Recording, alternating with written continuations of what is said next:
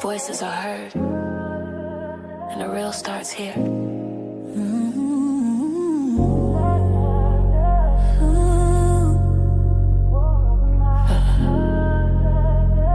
The real starts here.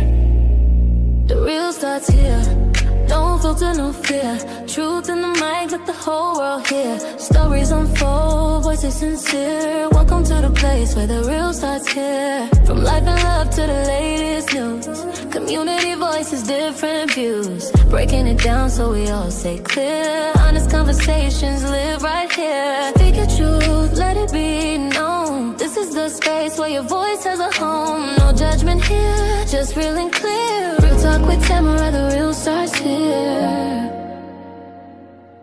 Real talk with Tamara. Real people. Real stories. Real truth.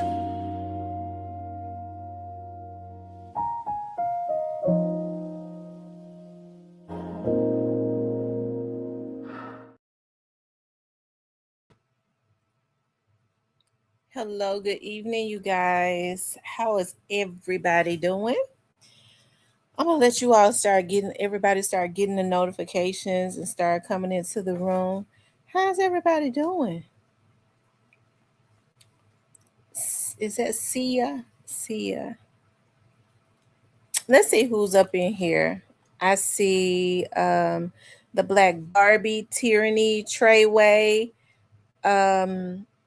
True, Angel. Is that Saya? Gigi. There's more people up in here. Tyrone. Ooh, I'm hot. I need me some water. Let's see. Y'all is not going to believe who I saw today. Y'all won't believe who I saw today, y'all. I walked into 201 Poplar. I was on my way up to, I had a meeting in the prosecutor's office. And you've been following me. Thank you. Thank you so much, Treyway. This is my first time seeing you in here. So I'm glad you're typing in the chat. Everybody that's in the chat, start coming into the chat. Start typing into. What's up, Yam?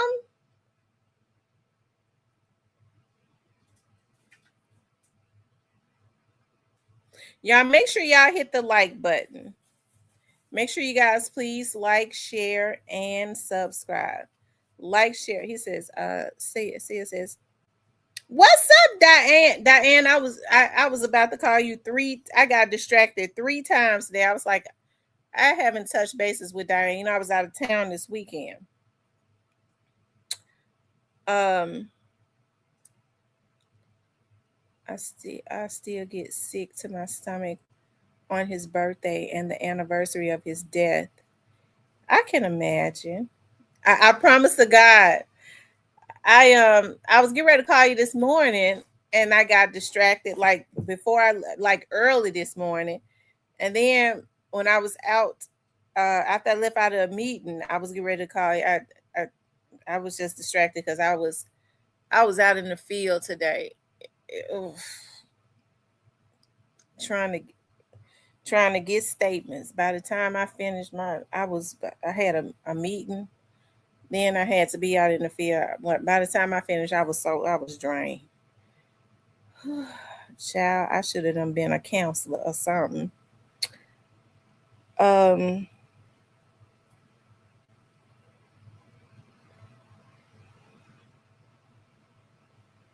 Yeah. But y'all, guess who I saw today? I walked into, like I said, I walked into 201. They had you in the trenches today. Trust me, I was in the trenches today too. From the North Memphis to the Mound. From North Memphis to the Mound. Everybody was chatty today. I mean, everybody. Whew, I think Friday I was sick. I was a little sick Friday. My sinuses, my head was hurting me so bad. It was my sinuses. I sleep up under the air and the fan. So I think it's my sinuses because I normally don't have headaches unless I have pressure. Like it has to be my sinuses. So I'm gonna have to take some cold medicine. The only thing about taking cold medicine is they have me so sleepy and tired and drowsy. And then I know they say buy the non-drowsy, but I don't want to buy the non-drowsy because if I take the medicine, I do want the effects of the sleep, the antihistamine that is in it.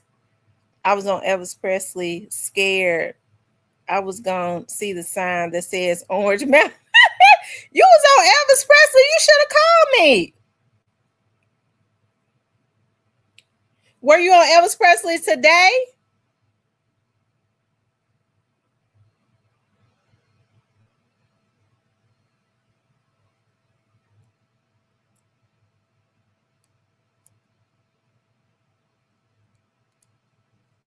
If you was on Elvis Presley today, you should have called me. We could have had lunch. Um, Elvis Presley is quite a bit of a ways from Orange Mountain. It's not that far, like 20 minutes, but you would have had to go down Winchester and Winchester to Airways. I came to the Coach store and found a Church's Chicken. Child, you went to the Church's Chicken on Elvis Presley. Over there by my studio. That's over there by my studio where that Church's Chicken is at. If you went to the Church's Chicken on Elvis Presley, it was in Whitehaven, down the street from my studio. It was in Whitehaven. Yep.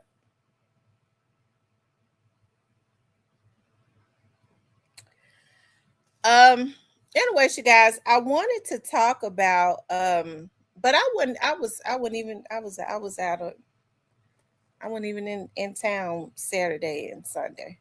Um but I came back in town Sunday. But oh yeah, they got some nasty attitudes over there, child. I don't go down there to their churches. They got some real nasty attitudes. But yeah, but y'all guess who I saw today? I know he up in here. Do you want I know he in here. Do you want me to tell it or you want to come in here and tell it? Okay, I'll tell it. Whoever the person. So I'm walking into 201 Poplar. I guess I was loud because I was talking to the lady at the front. You know, security, you know, you have to go through you know you have to go through security, right? So I don't know how he knew who I was. He must have heard my voice. I don't know. People say they be recognizing my voice. Okay, because anyways, I had my back turned waiting on the elevator. I walked over to the elevator. I was on my way up to the prosecutor's office. And somebody tapped me on my shoulder and said, "Ain't your name Tamara?" I said, "Yeah." And he said, "I'm Stanley." I said, "Stanley?" He said, "Yeah, Stanley." And I looked at him. And then I looked at his eyes. I said, "Govan?" He said, "Yeah." I said, "Hi, Stanley." I said, "How you know it was me?" Y'all know I got paranoid then. I'm like, "Stanley never seen me in person before. How you know it was me?" And he was like, I recognize you." Y'all know the paranoia kicked in, but he was real cool. He was real cool. Stanley, what I was gonna tell you is I didn't think about it until later. I thought about it later on when I was on my way up to that elevator when you said you had to go over to the fourth floor. I would have had one of the attorneys to pick that ticket up for you in the court. I know that one of the attorneys that be in the courtroom. I would have him pick that ticket up for you to have it kicked out where you wouldn't even have to wait. So he was really nice, you guys. He was nice. Okay. He was really nice. His eyes are not as tight as his brother, but you could tell that him and Hernandez Govan is brothers. When I was going up there, I was praying. I was like, Lord, y'all know I be having that paranoid spirit on me. I said, well, God, I said, um, I said, well, God, I don't guess Stanley on nothing. His brother in jail. I don't guess they trying to wait on me outside to try and line me up or nothing like that. Y'all know that's the type of stuff that be going through my head. Okay. I was like, well, his brother in jail. I don't guess they're gonna be standing outside trying to line me up when I walk back out or nothing like that. Okay.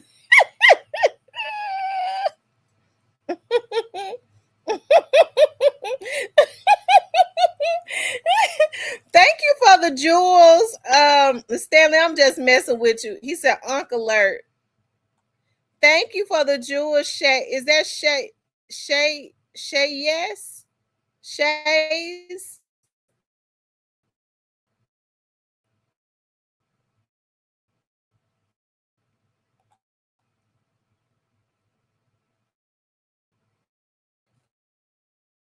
Um, anyways, you guys, y'all know that we are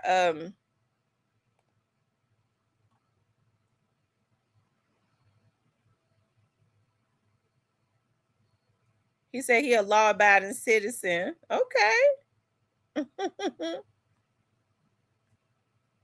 Y'all know we are celebrating Young Dolph birthday. We've been doing this every year, of course, and I like to do this in remembrance of Young Dolph. And to me, it's not just about like having something to talk about on the vlog because there's so many things to vlog about. There's been other things that I've been working on. I could have dropped that today, but I was like, you know what?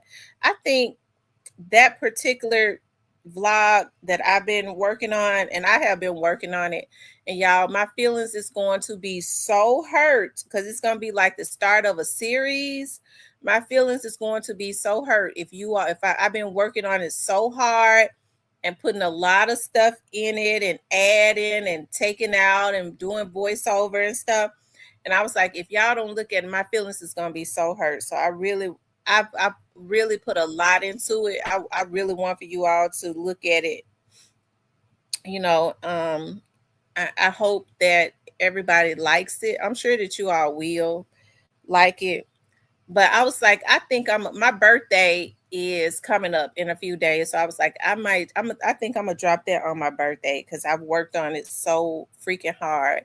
But it's like I'm gonna upload it. It's probably gonna be like I got it at like 20, I think 22 minutes right now. I'm gonna add a few more clips. I'm trying not to go over 29 minutes because people start to get bored. I don't know, 29 minutes is too long, but maybe 25 minutes or something like that. But I said that to say this, like when talking about Young Dolph, it's not just it's not about trying to find something to talk about. It's other things that we could talk. It's so much stuff that we could talk about, but I really enjoy speaking about this young man. I think that Young Dolph, especially with what we see going on in the industry and what's going on in the how we see the 360 deals and how these artists are getting being broke, busted, and disgusted, and how much of an illusion everything is. To see a young man that got into this industry and was really able to flip it and fillet it the way that he wanted to do it. A Memphian that comes from out of Castelia. Everybody that lives in Memphis, especially that came from the hoods, whether it's from the north, south, east, or westwood, okay, has put their feet in Castelia, right?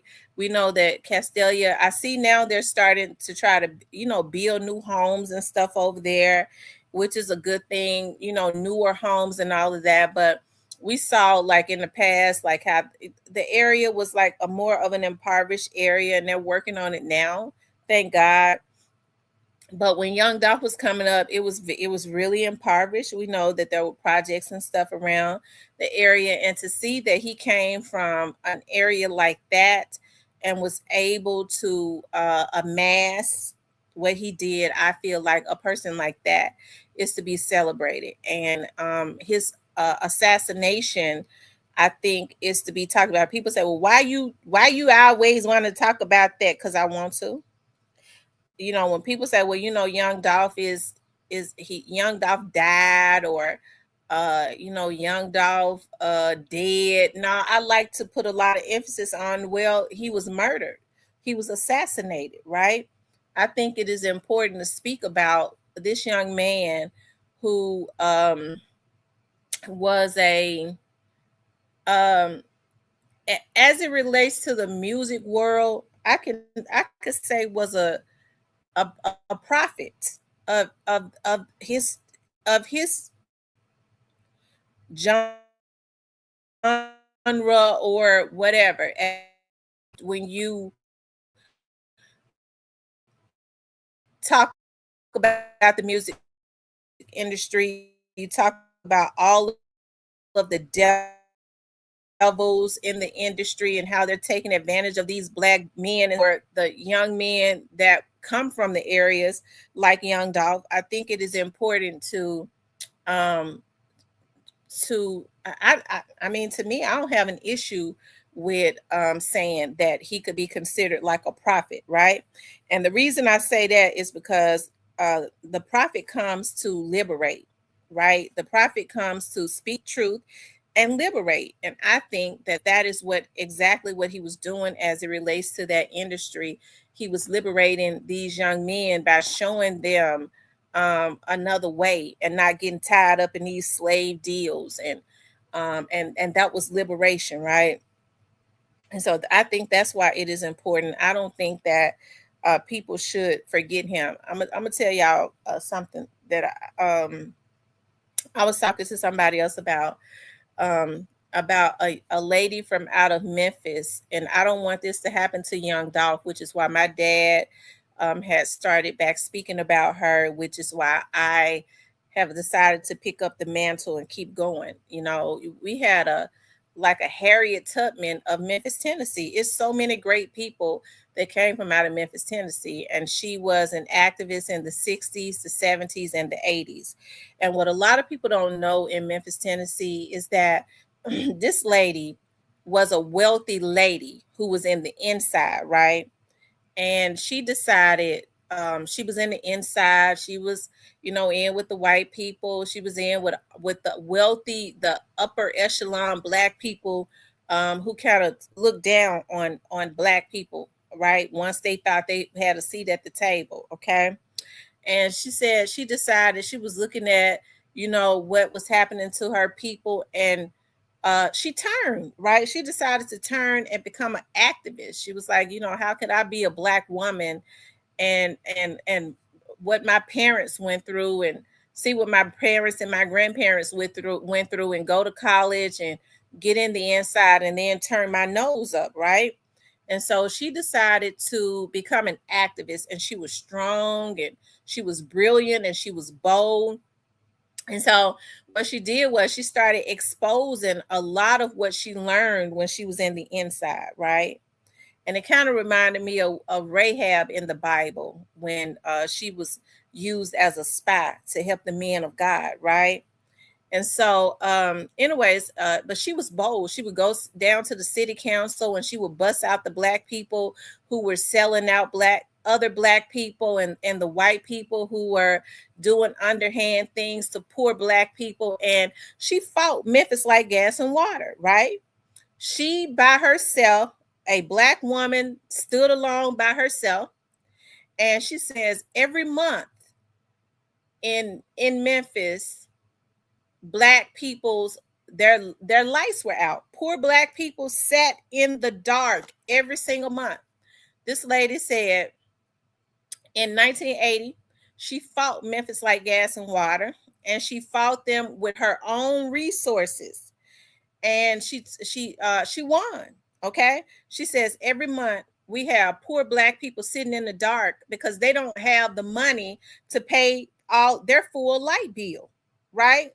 So she took Memphis Light, she fought Memphis Light Gas and Water for years, and she was able to get a judgment that, which is what we get the opportunity to benefit off of now. It was because of this Black woman that we are afforded the opportunity to pay a partial on our light bill and make arrangements. Before then, they weren't able to do that. Okay. She was a Harriet Tubman of her time. A lot of people don't give her the credit that when the sanitation workers did a strike, there was a man that wrote a poem and asked her to read the poem. And when she was reading the poem, she said, "Ha, this is going to be the tagline. I am a man." Okay. She coined that phrase, "I am a man," for the sanitation workers. Each and every time Dr. King came to Memphis, this lady, Miss Crenshaw, was the lady whose house that he was staying. Now, Miss Crenshaw was a lot older than Dr. King, but Miss Crenshaw told my dad, she was as she got older, she trained my dad in politics. She was my dad's mentor. And she told my dad what was hurtful to her is that when Dr. King would come to her house and he would sit up at night and talk to her, right? Dr. King spoke about how he, more so than the division, okay, Dr. King was more so hurt about the snakes in his camp, and he knew that he was going to be betrayed or something. He knew that he was being betrayed, but he didn't know the extent of how bad the betrayal would be. It's a darn shame that Dr. King had sacrificed himself and his life, and you had, and so for the betterment of all Black people, and you had other Black people that was in the camp that was jealous of Dr. King because he was the person out front, right? Everybody ain't got what it takes to be out front. That's why I say people have to be content with playing their part. Like, everybody just ain't got what it takes to be out front, but they can be a badass in the back sometimes. Sometimes that is, just what you're meant to do. Play your part in the back in helping the person that is out front, right? And this was a man who had a young family that actually sacrificed his life, right? And so you had somebody like Miss Crenshaw, and because of how bold and brazen and brave Miss Crenshaw was, I'm going somewhere with this as it relates to Young Dolph, okay? They wrote her out of history, okay? They wrote her out of history. Right before my dad retired, my dad started talking to me.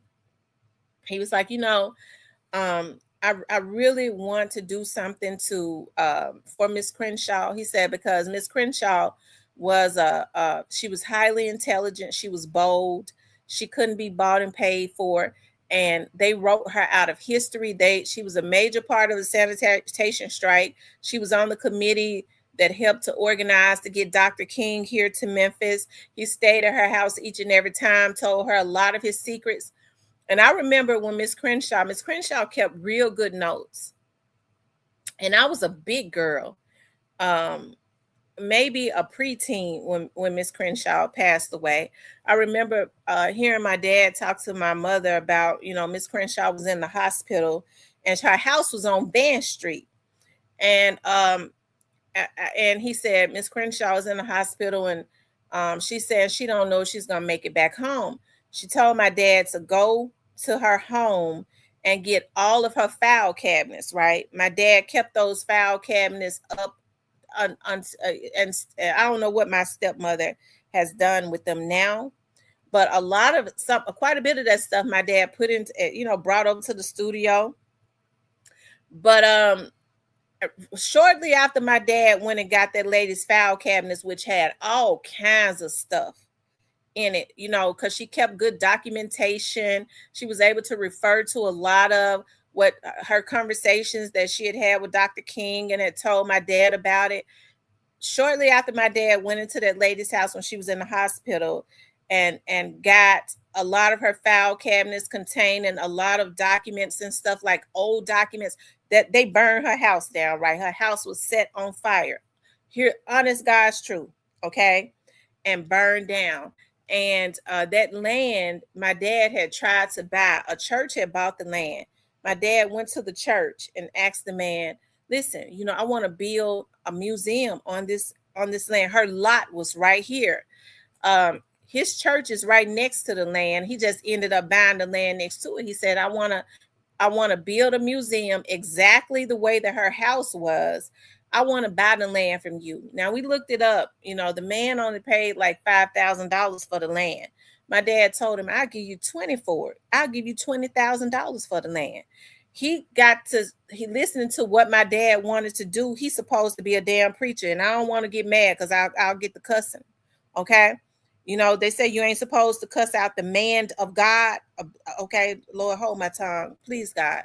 Lord, please don't let me talk about that preacher. Please, God, please. Because I want to say some real ugly things. But God, you be a keeper and hold my tongue, okay? And so with that preacher, when my dad told that preacher what he wanted to do, y'all know what he said to my dad? He said, well, I tell you what, Mr. Thompson, a black ass motherfucker in Memphis. Lord, please, it just came out. I tried to hold it, okay? In Memphis right now, okay? Still over there with that church. He told my dad, I tell you what, yeah, I paid $5,000 for the land, and I can appreciate you want to give me $20,000 for the land, but I tell you what, I don't want to sell it to you. But I tell you what you can do. I will let you use the land. You go ahead and build the museum on the land, and y'all can use it as much as y'all want to. And my daddy looked at that man and said, you must think I was the damnedest fool that was ever born. Okay, God. I get mad every time I think about that, because you're supposed to be a man of God. My dad trying to do something for the city of Memphis, okay? And he got greedy. Okay?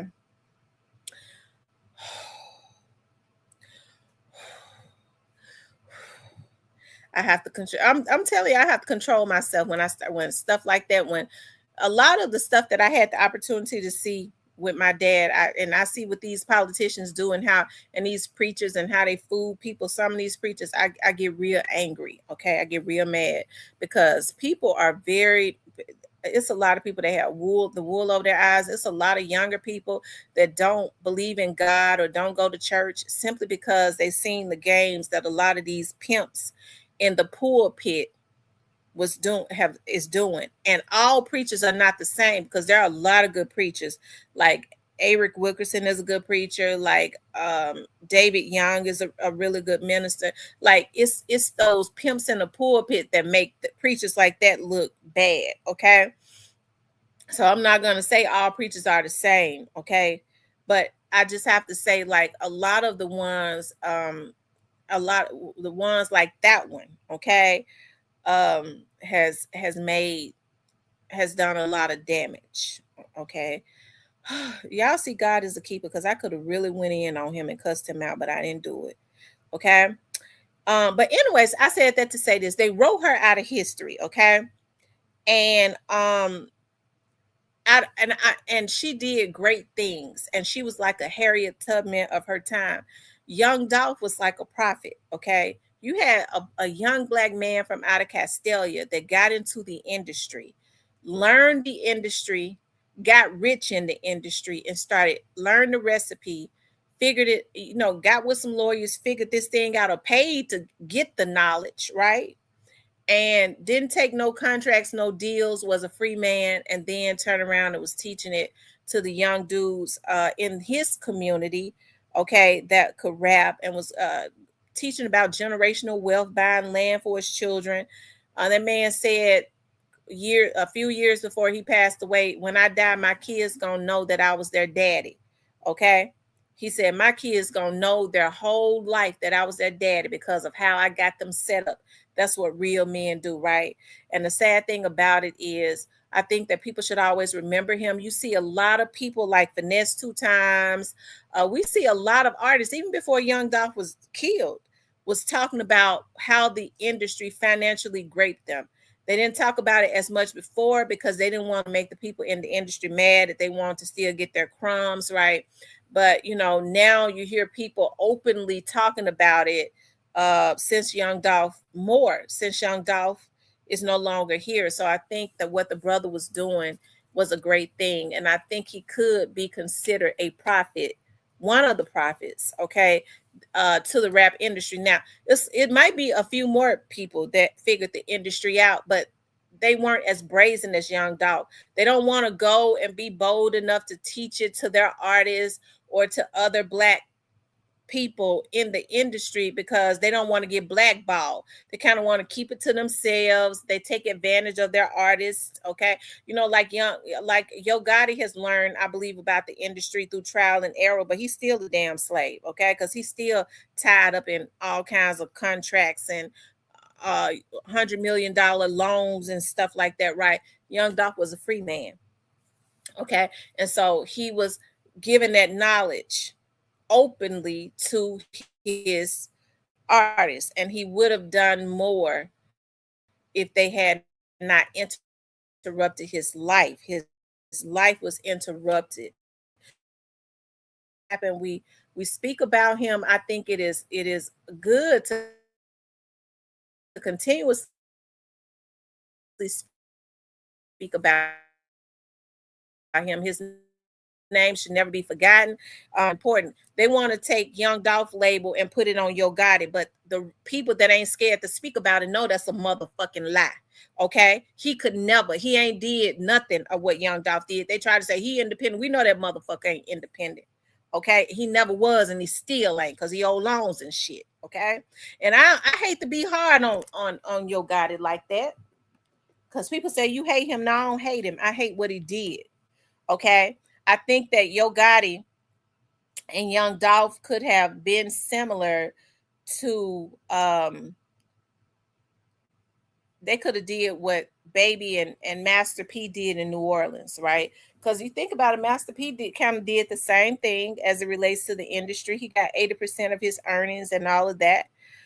He was able to do quite a bit, right? I think the only difference is you hear people say that Master P, he would take care of it. He took care of his artists as to an extent, but he really taught the game to his son and his two brothers, right? Young Dolph was teaching the game to everybody. Y'all forgive me for doing all that cussing. Lord, please forgive me. Lord, take the cuss words out of my mouth, because I don't want to be, but Young Dolph was teaching the game to the little brothers, okay? And not just his family members, but to the little brothers that was around him, to create generational wealth. And so to real generational, I'm talking about that real generational wealth, not an illusion like Moneybagg Yo. What they say, well, God didn't taught Moneybagg the game. He taught him how to make an ass out of other artists like Finesse 2Tymes. Go sign them in 360 deals. We getting all your money. So what you do is, it's like a pyramid scheme. Yeah, we get all your money back. Okay, we get all your money, just give you a little bit of it. But what you do is you go sign hot artists like Finesse 2Tymes and other artists, and you put them in 360 deals, and that's how you get rich. It's a damn pyramid scheme, but Young Dolph wasn't doing it like that. Okay, and so that's why he is to be celebrated. And Bag ain't doing it like that either. Okay, because he ain't been making no damn money since Finesse 2Tymes became a gamer, because he ain't gonna let them constantly get rich off of him. And Bag ain't making money like that, because if he was, the process service wouldn't be chasing him down, okay, to try to get him to pay a damn bill. Okay, help me somebody. But shout out to Bag. Okay, Bag is talented. Shout out to him. He's a Memphian, but okay, it is what it is, right? So anyways, back to Young Dolph. It's his birthday. Okay, so that's why it is important. I think that Mia, okay, should always, on his birthday, like his mom and his family should always put up a Daddy-O, Key Glock and them. They should always put up billboards around Memphis, because contrary to what they did to Young Dolph is not a reflection of all Memphians, right? That's another reason why I consistently get on here and I talk about this, and I cuss folks out and call them on their shit and let them know how pitiful they are, right? When people cannot stand up. You say you're a man, but you can't stick your chest out and say them motherfuckers did that dude dirty.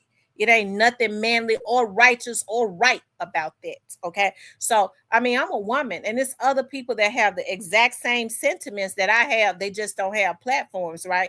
Young Dolph loved Memphis. That's why he was in Memphis. Memphis loved Young Dolph. And believe it or not, a lot of people don't appreciate what they did to him. So that's why it is always important. What they want them to do is get mad and say, well, you know, we ain't messing with Memphis, or Memphis did him dirty. No, you constantly put his pictures up, put his billboards up, and remind them that and they took a king away from here. Okay, Young Dolph is Memphis. When I go downtown, and I work downtown, when I'm riding downtown, when I'm looking at the side of them buildings and stuff, you look to the left and the right, you're gonna see Young Dolph. You see his they done painted his pictures and stuff on the side of them buildings. He is Memphis. And so no bitch, young black youngster, none of could ever say, well, you know, he from Chicago.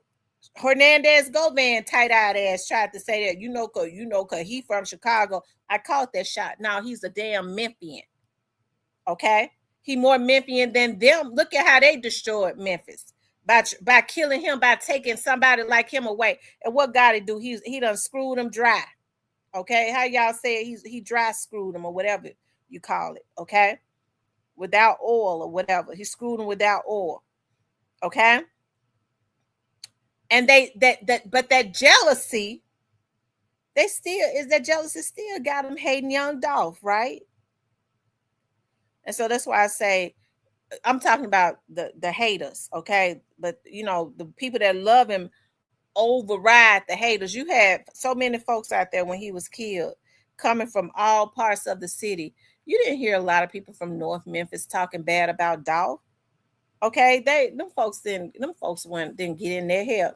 If the folks gonna be honest, people talked about how North Memphis wasn't even studying Gotti like that. Okay, them folks from North Memphis went on their vlog and stuff, or getting on the internet talking about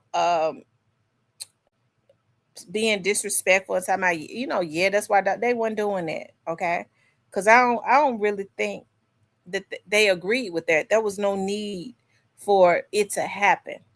And it wasn't because of how, you know, young, because Boo Dirty and them talk bad about him too. 3-6 Mafia and them talk bad about him. Hell, how come Hernandez Govan and all of them don't have the same sentiments when they was dissing at him?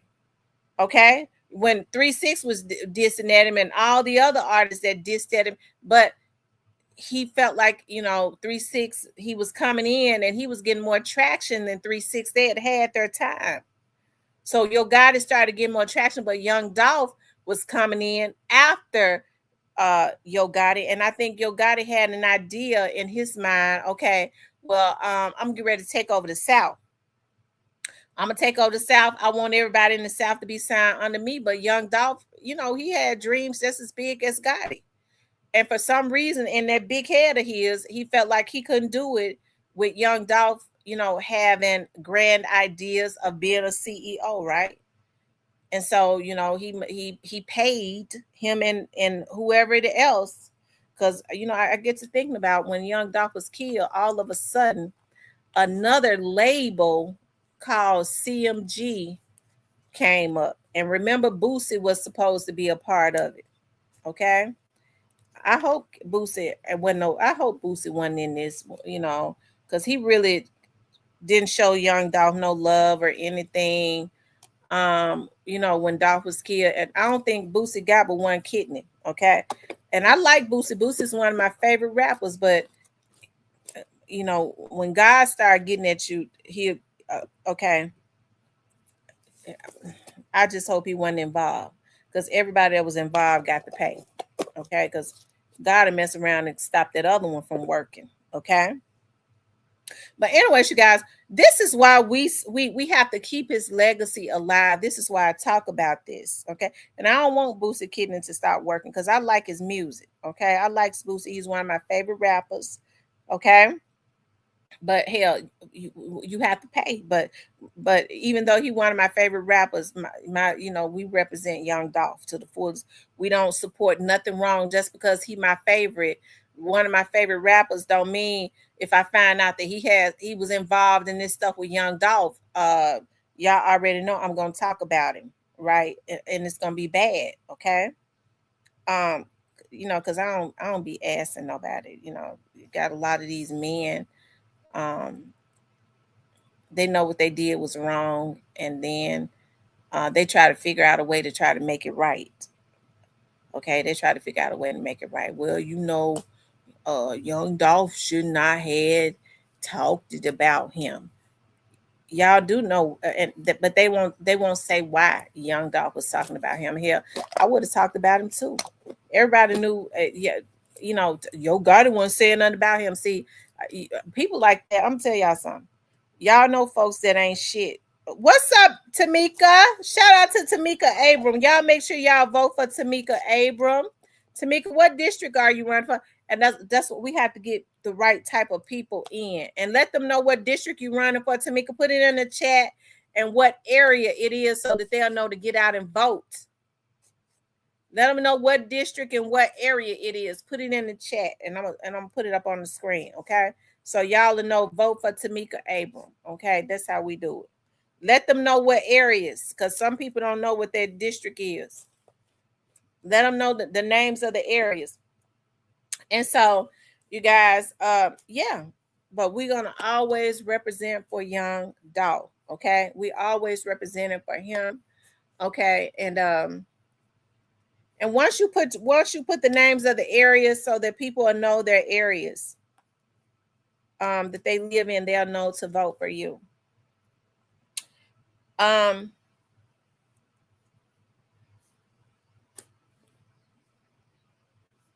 Shout out to Tamika for coming in here. But yeah, guys, but what pissed me off is people act like they forget why that boy was doing it. That dude didn't just decide to do that. They want to put it on Gucci Mane. Okay. And hey, people have a right to hey, it's some people that I mess with. They have a right to their opinion. Let me just say that. Okay. But they have a right to their opinion. And some people that say that they feel Gucci Mane was involved, see, there's a difference. There's some people that say, well, I feel like Gucci Mane did it, and they may really feel that. And then there are some people that say it that try to make the excuse to take it off other people, because they trying to protect Yo Gotti. Okay. Like when Hernandez Govan started saying it, he was trying to protect. He started listening to certain people, and then his mind was, whether he believed that it was true or not, he was like, well, this is a way for me to protect Yo Gotti. Okay.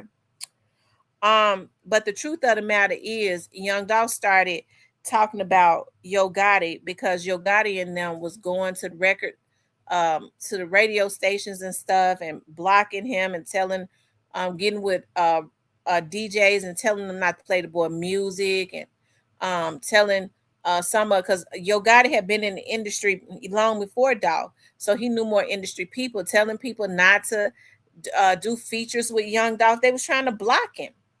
And so then when they started blocking him in the music, they started reporting him to the police, talking about when he was coming in Memphis, he was selling weed. They was putting the police on it. Okay. So they was trying to take him down. And so people, especially around Memphis, know it. But for some reason, they omit that and then want to act like Young Dolph didn't have any reason to be mad at Yo Gotti. So what Young Dolph said was he was smart. He was brilliant. What he said was, okay, since you want to block me, you're gonna get with your friends at the radio stations. You don't want them to play my music around Memphis. I tell you what I'll do. I'll talk about your ass in my songs. Okay. That's gonna make everybody listen. I got my money up because he already had a lot of money, which is why he take them little crumbs that he was trying to offer him. He already had it. Okay. And he said, when I asked T.I., I asked Snoop, I asked all of them to do a feature with me, I ain't have to wait on no record label to cut no check. I let them know I had the damn money, whatever they asked for in my backpack. What Yo Gotti broke ass was saying was out the door. Money talks. The rest of the bullshit walks, right? So he couldn't even stop that. So everything he did, it was basically null and void. So the only thing that was left for them to do, which is why I can't believe that these dudes allowed jealousy to push them this far. It was the ultimate. The only thing that they did everything they could do him. They shot him several times and he didn't die. They tried to stop him. They was on their way over there to Westwood to try to kill his artist. They thought that was going to discourage him. We started killing this artist. Hey, we gonna kill him. We already been trying to kill him. Okay, they did everything they could to stop him. Okay, we tried to block him. We couldn't do nothing with that. We tried to get him locked up in jail. We couldn't do nothing with that. We're going to have to go and kill him because if he stay around, your God is in his big head, grand ideas of him taking over the South and sign all of the Southern artists being up under him will be out of the window. And that ain't going to happen for long because his ass is going to be indicted at some point. Okay, he going to be indicted. Head gonna be indicted, and Black Youngster gonna be indicted. B Mims ass is gonna be indicted. Okay, all the motherfuckers is gonna be indicted at some point because you better know, and Zach Randolph, because they all had something to do with what happened to him. Okay, and it's a couple of more of them. Okay, they're gonna be indicted, right? And so I know people get to. I wonder when they ain't got no lives. I wonder when them indictments gonna happen. They be loving it. They so obsessed with me. They be loving to hear me say that. That's a way for them to when it's gonna happen, motherfucker. When it happens, that's when it's gonna happen. Okay. I kept telling y'all that somebody else was gonna be indicted before Orange Mound Quet was indicted. I had told y'all he was gonna be indicted in June, and he was supposed to be. They waited a little later. I kept telling y'all it's gonna be somebody else indicted. They think they didn't tighten their ship up, but it ain't tight enough. Because them folks want them. They want them and they're gonna get them because they paid for that hit and they still taking care of the people that did it. Okay. I get to wondering sometimes. I don't want to talk about Quet because this on my Dolph's birthday. I just get to wondering if something was intercepted. People get to talking about, they feel like Hernandez Govan is in jail right now because of what he did to Young Dolph. No, I think Hernandez, in my opinion, I think he in jail right now because of what he was doing since he been out. What he was doing and probably was getting ready to do.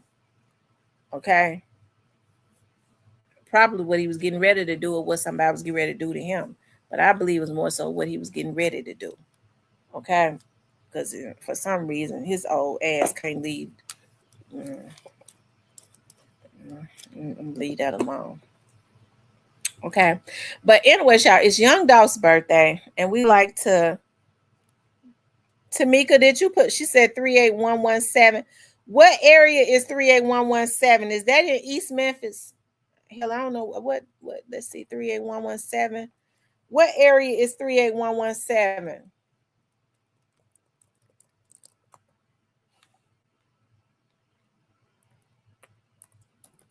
Let me see.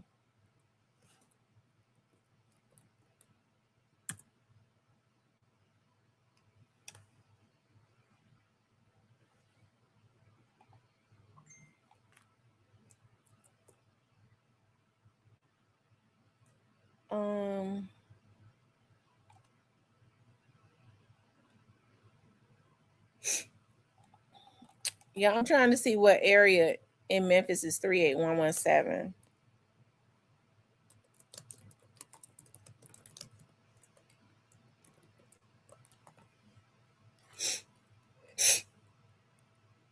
It's East Memphis. It's Poplar Avenue around Poplar, Perkins, and Mendenhall. Okay, because it said like around Poplar, Perkins, and Mendenhall. Y'all make sure y'all get the likes up, you guys. Make sure you all get the likes up. Please like, share, and subscribe. Okay, please like, share, and subscribe.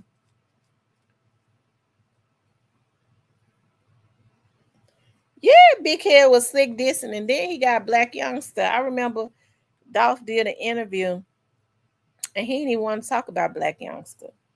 And They asked him about Black Youngster dissing him, and the only thing that brother said was, and he said it just as smooth. He said they got him doing it. He said that. He said they got him. They got him doing it. He said, "Listen, I ain't got no issues with him. This is between me and his boss. I ain't got no issues with him. I actually like what he was doing. I actually like what he doing. That's all he said about him. But you know, Black Youngster suffering for what he did, and but I mean, he gonna have to suffer in jail at some point. Cause Black Youngster, I'm gonna tell you right now, you already know, darling. I hate it, I really do. But you already know that they're gonna come and get you at some point.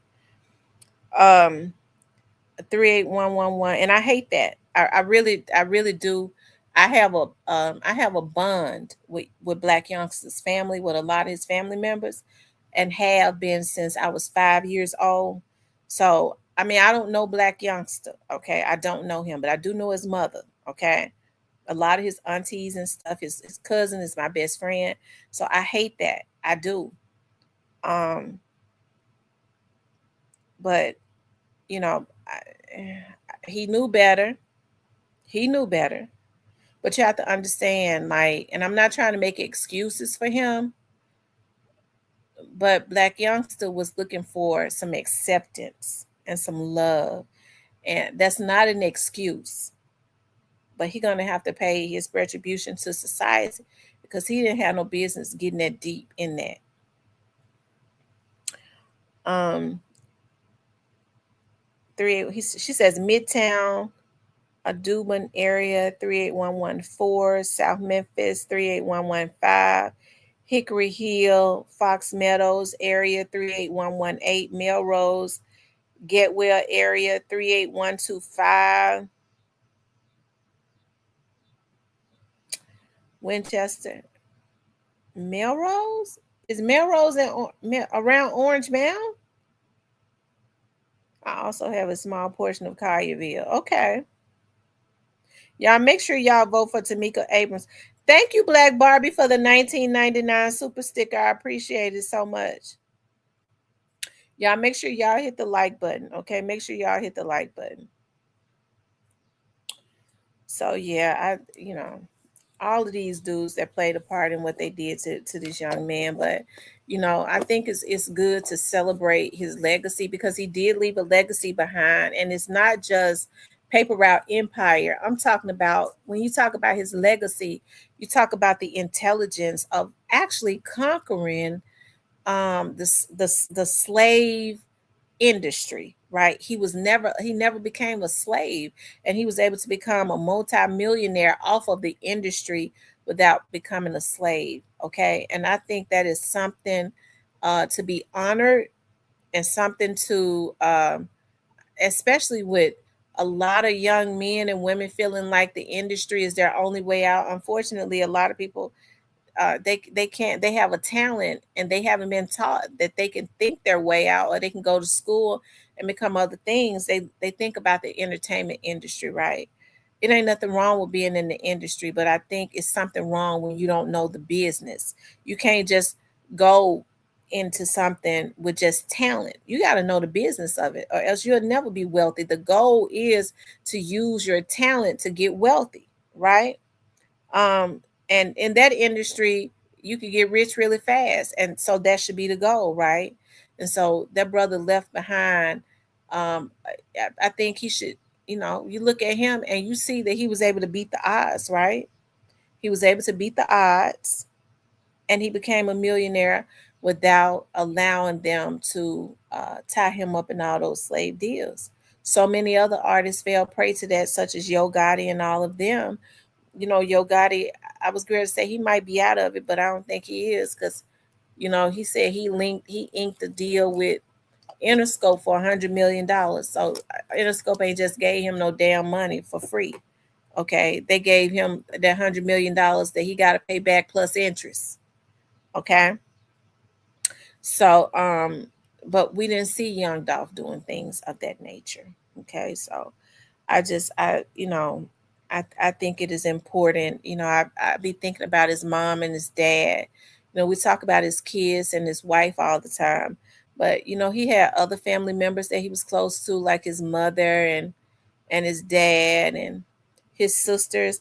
When Straight Drops, I believe it was Straight Drops trial, or it was Hernandez Gomez trial, but his sisters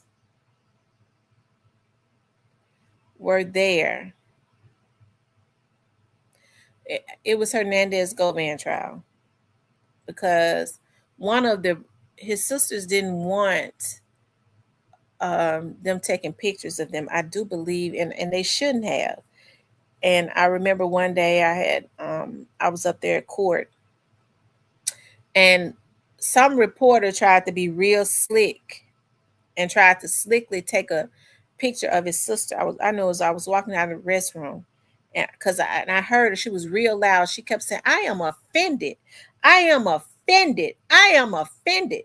And all you can hear him say, "I'm sorry. I'm sorry. I'm sorry. I'm sorry." She said, "No, I am offended." Okay. And she kept saying, she was loud as hell too. And I don't blame her because, they was coming to the trial and stuff. I think I saw him walking to the car or something one day too. They had people with them, but, and I would have been offended too. You slip and try to take a picture of his sisters so that you can get paid or get some brownie points or whatever, or whatever it is that you got going on. And she saw him do it. Okay. But he had sisters and a mama and a daddy and stuff. They all loved him. Okay. He was close to them and they loved him too. And I think about his, when anybody that has children, we always set in our minds that we are going to bury our children, right? In our minds, we always think about we're gonna not bury our children, but our children are gonna bury us. Okay, our children are gonna bury us. Hey, that's the way it's supposed to be, right? But for them to have to bury their son who had helped to change their lives, that beat the odds, that all of the odds that was against him, he beat them, was a good father, took care of his children, made sure his children, as a real man would do, okay, would never have to want for anything, even after he was away from here, okay? To give birth to a superstar, and then to see your son on social media gunned down like he was nothing, arm and stuff hanging all out the window. All he did was just go in a cookie shop to get some cookies, being back in his hometown to give to the people that he loved in his hometown that he grew up with. And you had a bunch of stupid motherfuckers sitting up talking about, well, they never would have killed him if he had never came back. The same motherfuckers that was out there to get a damn turkey because they asses ain't have no money to get one. He was feeding their grandmamas. They too sorry to buy their own damn grandmama a turkey. This man got a big heart. He giving back to his community. God is teaching this artist the art and the importance of giving back to the communities that help to support you. Okay. And you had people, because of that slave mentality that they have, and they slick hating and they slick jealous, okay, hating on the boy. Well, then he shouldn't. They was probably eating some of his turkey then, some of eating bones, spitting bones out and shit, talking about, well, if he never should have came back. Okay. That's the mentality of a lot of people. And it don't just happen in Memphis. It is universal, especially as it relates to our community. And that is why I always say that it has to change. And my stance has never changed. Thank you, New to You, for the 1999 super sticker. I appreciate that so much. My stance has never changed. I've been the same from day one. Okay. When they tried to do everything. They tried to bully me. They was mad at me because I had inside information. They say I ain't got no inside information, but they stay over in my bushes all the time. Okay, they stay over in my bushes all the time. Okay. There's ain't nothing she ever said happened. Everything that I've said has happened, and if it ain't happened, it's going to. Okay, if it ain't happened, it's gonna happen. Okay. It just ain't happened yet. They don't make me mad saying it just ain't happened yet, but it's going to happen. Okay, I remember I had when Hernandez Govan was arrested, I had gotten a call and said, "We just got him. We just got him." I said, "Got who?" He said, "Remember I was telling." Okay, so anyways, the person was like, they had just got him, right? So I was like, "Dog, um, I went live. I went live, and so many. I was like, y'all, there has been another arrest in the Young Dolph case, but I don't want to say who it is. And the reason I didn't want to say who it was because I was like, okay, I didn't know they had just gotten him. They had just gotten him. Okay, and so I was like, okay, so what if he get down there and he decide to cooperate? They may not make it. They may not put it on the news because sometimes they'll do that. When people automatically they get in there and they go, "I'm gonna turn state's evidence," they'll have them arrested, but they won't let the media know. They'll tell the media don't put it out or something like that, right? So, anyways, I was like, I broke it. Hell, I broke it before the news did because I got it from I got it from who had got him. Okay, and so some motherfuckers was getting on their vlogs. They wanted me to be to my this bitch talking about somebody been arrested, but she can't get a name. She always was lying. Okay. I left. I had to get off because I was like, y'all, we're gonna wait until the news media put it out. Because I knew if they gave it to the news media, then I wouldn't have to worry about just jumping and putting out anything too fast that could hurt an investigation. Okay. I didn't want to hurt the investigation because I didn't want to do anything to hurt it. So, anyways, I left. I mean, folks started, because I was like, y'all, we're gonna stay on here until the news didn't get it to hours and hours and hours later. I got off of the live, okay? And then when I got back home, I saw people writing in my comments like, you was right. You was right. They finally put on the news who it was that was arrested. I had known that he was gonna be arrested months prior. Okay. I had known that. That's why I could tell y'all with a lot of confidence. These dudes that I'm telling y'all, them folks the FBI is going to get them. They plotted and they planned and they used their money to pay for a hit on this young man. Hell, the FBI was able to pull Juke financial records and shit and see that Juke ain't have the type of money that they paid for that hit. And if y'all think they only paid $100,000, there's something wrong with you. Somebody got more than that, way more than that. Okay. And it wasn't straight dropping Cornelius. Okay. But anyways, we're gonna move away from that. We're gonna celebrate Young Dolph. Okay, we're gonna celebrate Young Dolph. Okay, and they lied on Teaser and got him killed. But I don't want to talk about that because Teaser case is gonna be solved. Okay, and they was okay, but the folks lied on that boy, and Teaser wasn't no innocent person. But he did his little dirt too, but he wasn't involved in the Dolph stuff. And they lied on that dude. Somebody lied on that dude. And then Hernandez Govan said Teaser friends killed him. Okay. So he done helped the FBI quite a bit. I'm just saying by saying that. Hernandez Govan said that on his live. Teaser friends killed him. And I'm trying to understand why they would kill him. I'm not repeating nothing that everybody didn't already see. Hell, if I saw him say it, I'm sure law enforcement saw him say it, just like law enforcement saw him when he was on Ratchet Live and said when he said he knew who killed Juke.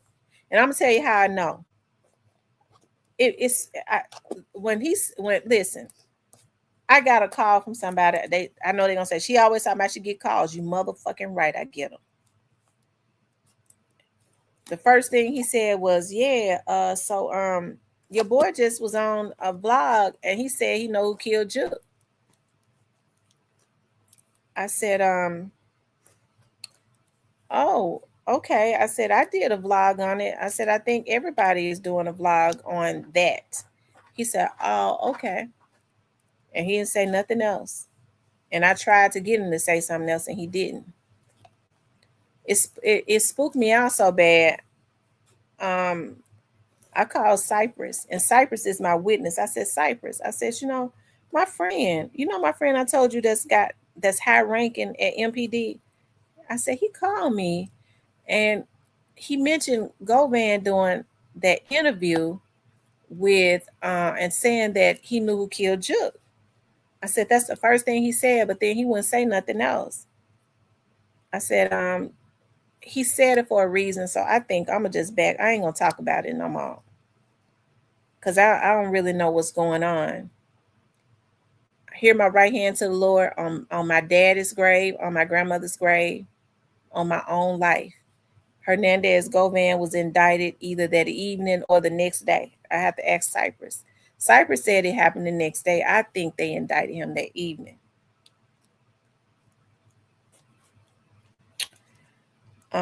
So yes, they watch. They watch. Um, I think Govan was the low hanging fruit as it relates to young Dolph, but I think that he wanted him dead. I think that Govan wanted Dolph dead, and I think it had more so to do with him not signing straight drop um, and whatever it was that Miss Kamisha was telling him. I think he took on that energy. I think he took on that bad energy, and and so he moved forward with whatever their plans were. He was definitely involved in it. So people have to reap what they sow. I know a lot of people think, well, he was probably picked up because he was, found not guilty for this young Dolph situation. And no, I don't think I don't think that that's it. I think it's something else going on more than likely, and they got him off of the street for another reason. I could be wrong, but I don't think that I am. And because if they had wanted to get him for young Dolph, y'all do know that the feds have different statutes. They could have indicted him and tried him, and they could have. I mean, just based on what I see there, they could figure out any reason to indict him. Okay, so I don't think that's what it is. Um, I think it's something bigger going on. Hell, regardless of what has happened, they still have an obligation to protect his life. They still have an obligation to protect his life. So I think it's something bigger going on that you and I don't know about. Because ain't nowhere in the world they would have just picked up a misdemeanor charge and made it federal, and it didn't have anything to do with him being acquitted of the Young Dolph case. I think it's way bigger than that. I think it's way bigger than that. I think something was intercepted. If I had to guess, I think something was intercepted. Either he was plotting to do something to somebody, or somebody was plotting to do something to him. That's what I think. Anyways, you guys, shout out to Young Dolph. We're not gonna talk about them. Shout out to Young Dolph. I want to, y'all know this is my favorite. I said we was gonna talk about Yella Beezy, but we're celebrating the life of Young Dolph. Today is his birthday. Okay. Um, Hold on for a second, you guys. I want to show y'all something. Y'all make sure y'all hit the like button, okay? Run the likes all the way up. Run the likes all the way up.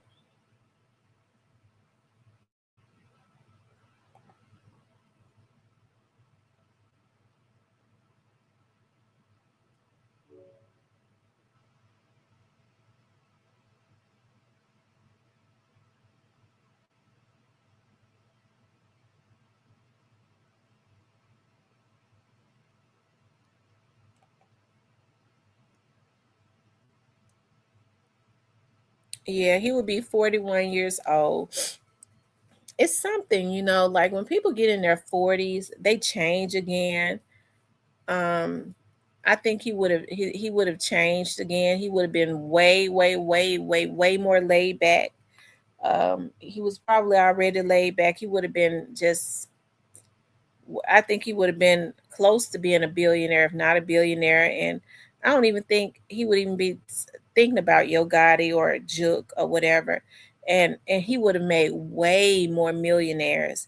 It would be so many young black millionaires right now that was creating generational wealth the right way without being a slave to the industry. He would have created that. And so I think that's why the industry didn't mind Yo Gotti and them doing. They actually glad that they did it. I think that they actually are glad that they did it, because Yo Gotti helped them to keep the Glorillaz and the Moneybags and all the other black artists as slaves. That's a betrayal to his own community. Yo Gotti ought to be ashamed of himself. I ain't talking about the illusion of what y'all see of them showing their lab grown jewelry and their fake lifestyle. I'm talking about, and then and then in real life, like Moneybag Yo, the process servers be trying to serve me. I know that because I'm a damn process server. Okay, I'm a licensed process server, so I know that they be trying to serve him. I know process servers that be trying to serve him and not paying no damn bills. Okay. Folks be suing him all of the time. Okay, I ain't never tried to serve, never will. But so I know that for a fact, and it was all over the internet. So I ain't telling nothing that that ain't already out there. Okay, it was all on camera. He was signing autographs. That's why I feel like that's why he don't sign autographs no more, because the process servers be waiting to see where he gonna be at when they able to get a location on him, and then they're gonna come and serve him like they was doing when he was signing autographs and having concerts and shit. So I think he just don't want to do it no more. Okay. Let's see, you all. Hold on. But shout out to Moneybag Yo. Okay. If he had signed, Moneybag was already talented. It wouldn't have taken anything from him to sign with Young Dolph. Moneybag already had the talent. So he would have been just as successful with Young Dolph. He would have just been rich for real. Okay. And he was going to be successful because he's talented. So, but the only difference is if he had signed with Young Dolph, he'd be having that money in rotation in real life. He'd be creating that real generational wealth, and the process service wouldn't be trying to find to serve him for not paying his bills, right? Help me, somebody. We preaching today, okay? We preaching. We're going to tell some truth up in here today, okay? So he should have signed with Paper Route, okay? But that opportunity is closed now, okay? They don't want it, okay? We got too many bills. Y'all hit the like button. Let's pull up some stuff.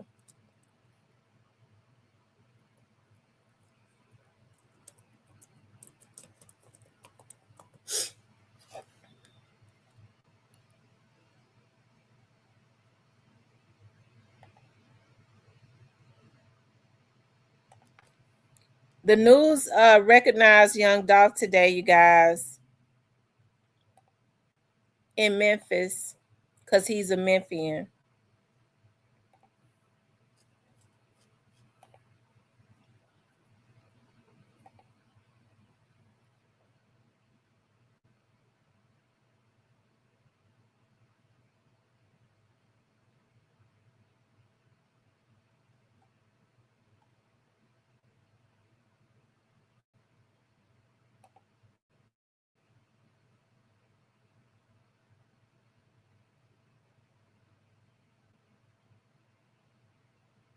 Memphis, Tennessee. Memphis rapper Young Dolph would have celebrated his 41st birthday on Monday. Adolph Thornton Jr., known better by his stage name Young Dolph, was known around the Mid-South and the world for his music. In November 2021, Dolph was murdered in the city he self-proclaimed he was the king of, Memphis, at Makita's homemade butter cookies on Airways Boulevard. Related, Hernandez Govan found not guilty on all charges related to Young Dolph's murder. Since Dolph's death, Justin Johnson, one of the gunmen in the fatal shooting, was found guilty on all counts and received a life sentence. Related convictions upheld for man found guilty in Young Dolph's murder, record show, Cornelius Smith. The other gunman in Young Dolph's murder, was sentenced to 20 years in prison after he accepted a plea deal. Hernandez Govan, who was accused of organizing Dolph's murder, was acquitted last summer.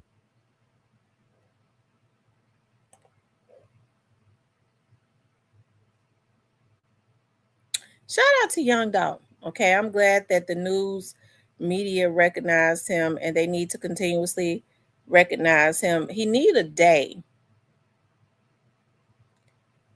Have they given him a day? We need to get with Paul Young on making sure.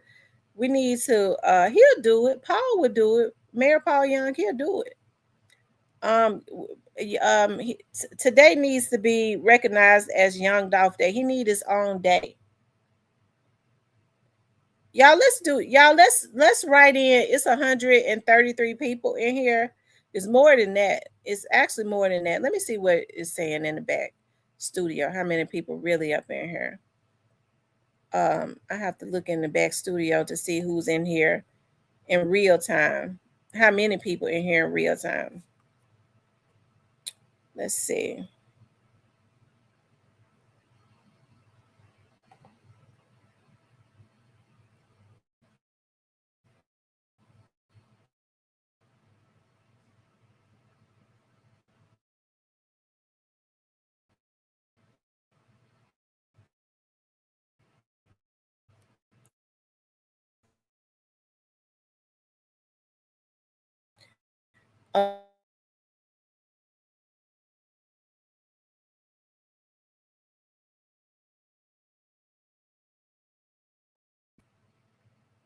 In real time, it's 326 people in here.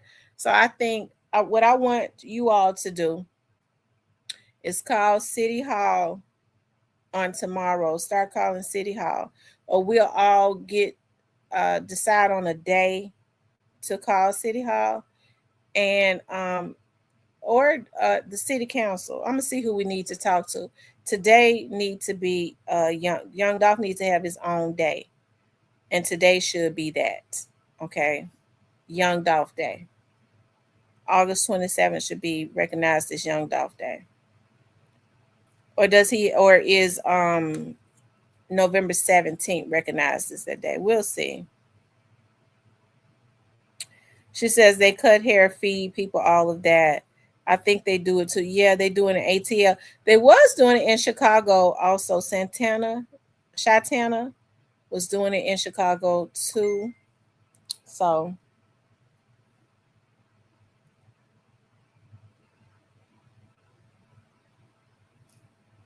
okay.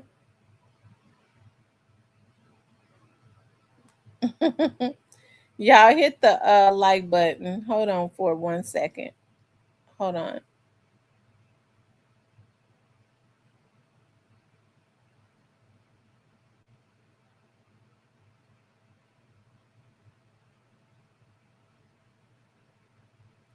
I don't know what it is about hold on. Somebody just sent me some. I don't know what it is about Young Dolph Day. His birthday. It bothers Yo Gotti.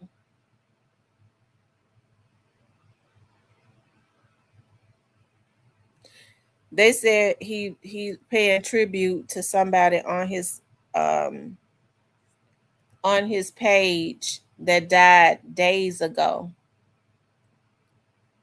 Okay, let's see. You know, the last time he put out an album on Young Dolph's birthday, the dude is twisted. That's how I know Yo Gotti need help. He needs some help.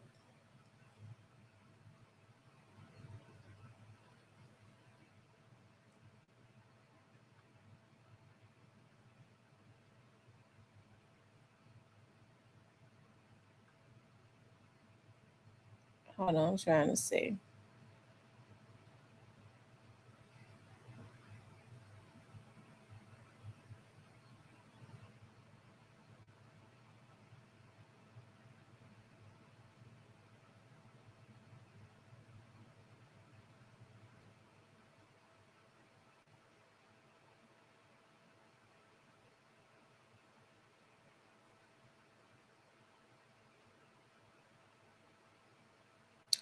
Anyways,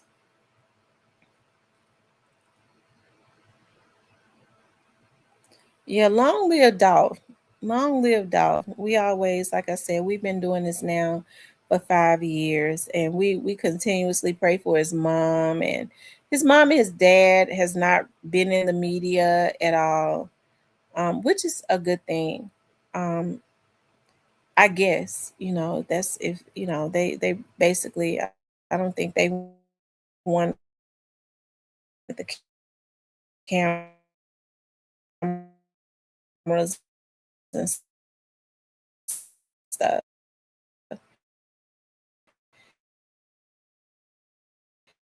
in their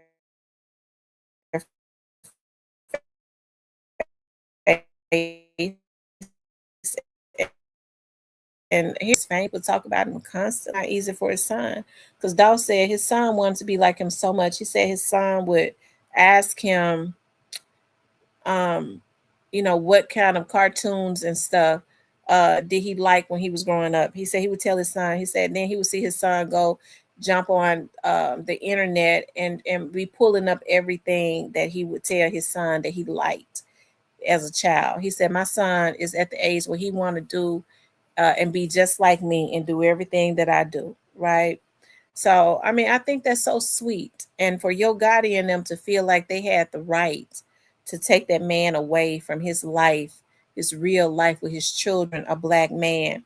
And I referenced earlier in the video earlier that it really hurts me, um, that this man, and it could have been any man that not didn't have as much money as Young Dolph. And the way they talk about black men not being there for their families, and they like to speak about those types of black men, right? So that they can build this negative connotation around black men, when all black men are not like that. You had a black man like Young Dolph who was taking care of his family and actually went and built a substantial amount of money, and knew that anything, thought about his family constantly, and wanted for his family to be okay even after he wasn't here. A lot of people don't even think they're further ahead, whether it's a man or a woman. They die and folks have to sell fish plates for them, okay? Or they'll get money and they'd rather go buy shoes and cars, and they rather junk all their money up, right? Okay. And then if something happened to them, their family is left with the weight of trying to figure out what they're going to do to try to get them buried. Kids don't have no fathers. It takes nothing to put an insurance policy on yourself to and divide that insurance policy up amongst your children in case something happens to you. I think that every parent should do that for their kids, regardless of how old their kids are.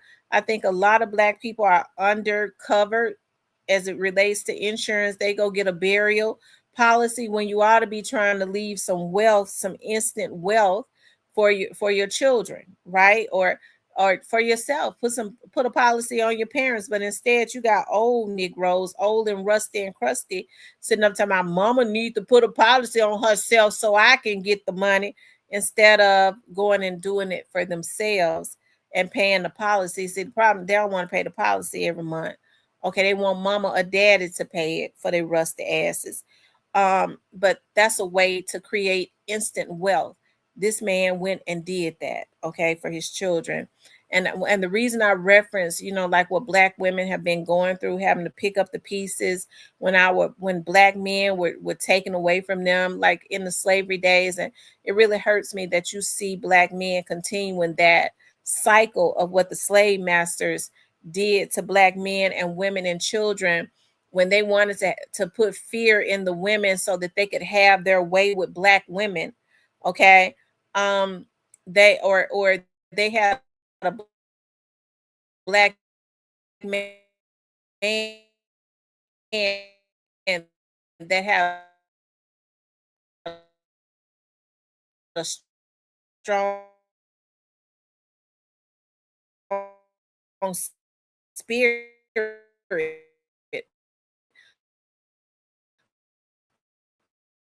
on them. They would tie the black man to the horse traders, okay, sending them away with the traders for some other slave family far away, to raise a baby that was still on milk.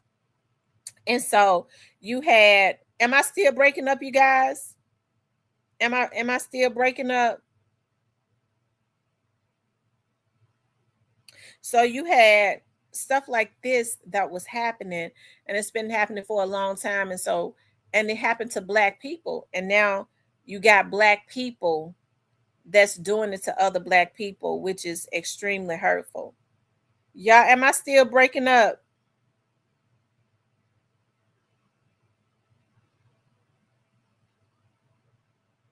Let me know if I'm still breaking up. Y'all talk to me and let me know. Okay. So, so this is one of the reasons why I get angry, because if we're going to say Black Lives Matter, we have to really be, really double down on that. Black Lives Matter. Okay. It don't matter while you're happy. It matters when, even when you're mad at your brother or whatever. The only time I feel like a person is justified in taking a life is when that person is a threat to them. And I'm not talking about like Yo Gotti thought Dolph was a threat to him, but Dolph wasn't a physical threat to him. He thought he was a threat to whatever it was his plans were of taking over the South, right? Not that type of threat. Okay. I'm talking about if a person is a threat to your life, right? And it's funny how people then got twisted. Now a person don't even have a gun, and they'll shoot him. He gristled up at me. I feared for my life. The person ain't got no gun, ain't did nothing to you really but cuss you out, and you shoot him. You talking about you fear for your life. So they gonna have to reinvent that wheel too, child. But they don't want to reinvent it because they still want white people to be able to kill Black folks if they scared of them. Okay, they ain't did nothing to them. They just scared of them. Okay. Okay, y'all make sure y'all hit the like button also. But shout out to Young Dolph. Y'all already know we're gonna represent for him continuously. I'm not going to stop, right? And we're gonna represent until he gets thank you, Joy Loves God, for the $20 super sticker. She says, thank you for your continued dedication to justice for Dolph. Thank you so much, Joy Loves God. I appreciate the love so much. I do. I appreciate the love. I get 2 more super chats. I will have reached my goal. I would have reached my goal. Let me see. Did I even do a goal? Let's see.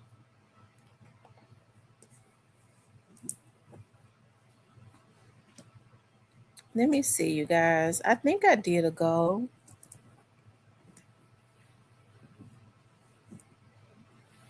I don't know. Y'all know I be forgetting stuff. Let's see.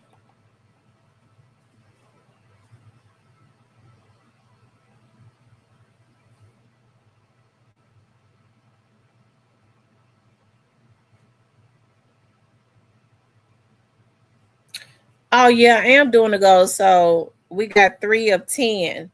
So we need 7 more. So we need 7 more super chats, and we would have reached our goal. So shout out to everybody that has been donating. I appreciate that so much, you all. Do y'all want to talk about Yellow Beezy, or y'all want to continue to just make this Young Dolph night? This is his day. It's his day on this channel, anyways. It's still Young Dolph Day on this channel. Okay, it basically be his day every day on this channel, because that's how we do it over here. Because that's how I want to do it. Because y'all know it's my channel, and that's what we do. We enjoy talking about him. Y'all want to continue to do Dolph Day? Okay. Golden Rule Apartments SPO. Only about Dolph. Okay, we'll only talk about Dolph. Okay. So, I want to open up the lines, and you all can call in and talk about Dolph. And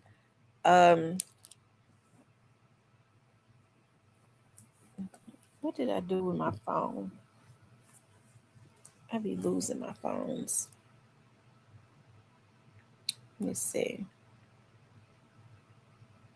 Do I have a...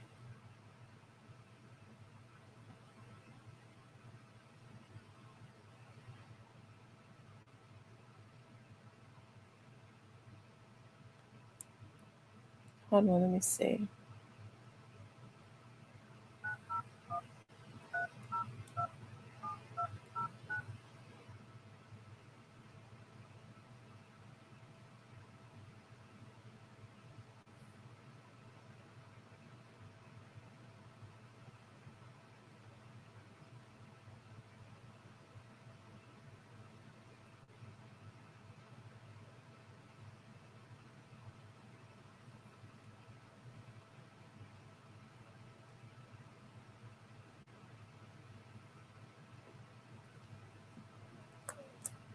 I don't know what I did with my phone, y'all. Hold on 1 second, you guys.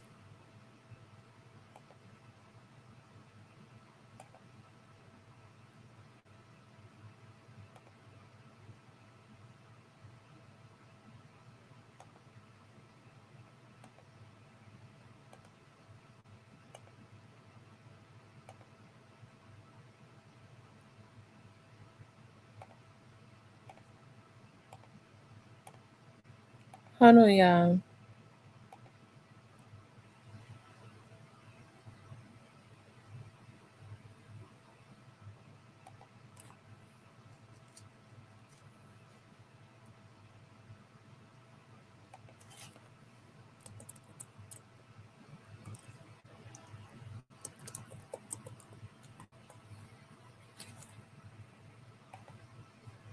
Hold on.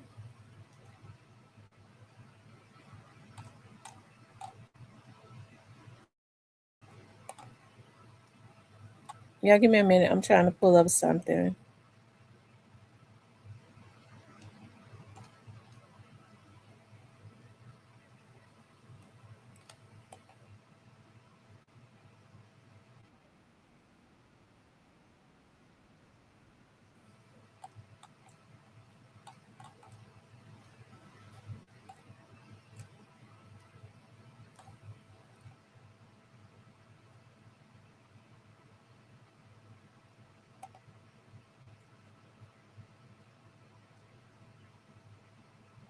Y'all hit the like button for me.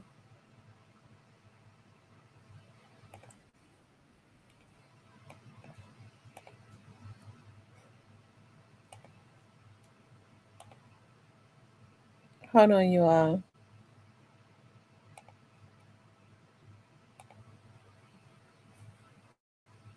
Now I'm just showing the wrong thing.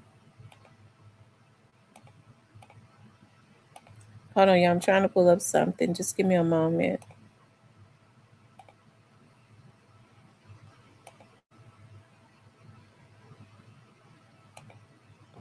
But my grandmama came here, my uncle came here. Like I got like a family history thing going on. Come to I know y'all appreciate it. You know what I'm saying? From the bottom of my heart, like I appreciate you.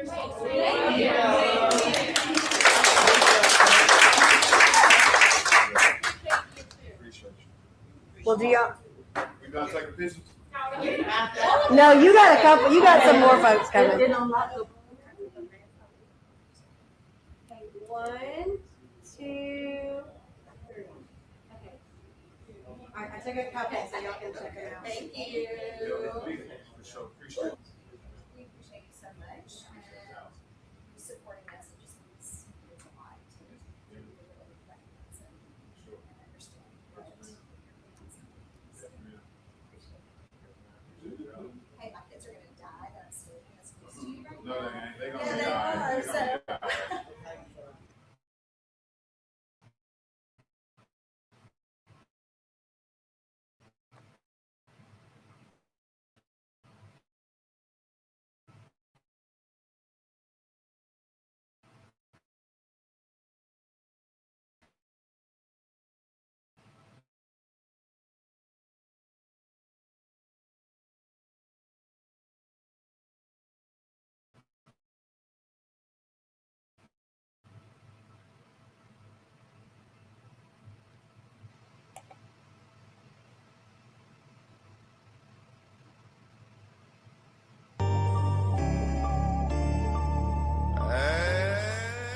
I'm Young Dolph.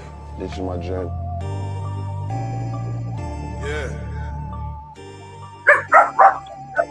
Be quiet. Royalty. Yo, what's good? It's the kid. It's Young Dolph. Y'all gonna be with me all day running around. You know what I'm saying? We doing a fresh run up here in NYC.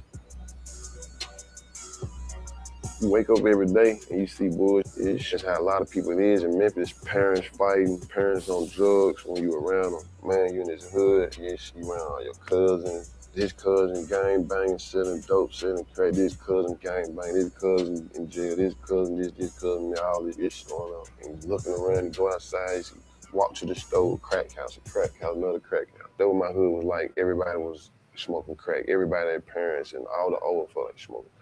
You just grow up not respecting nothing. Thanks for coming through.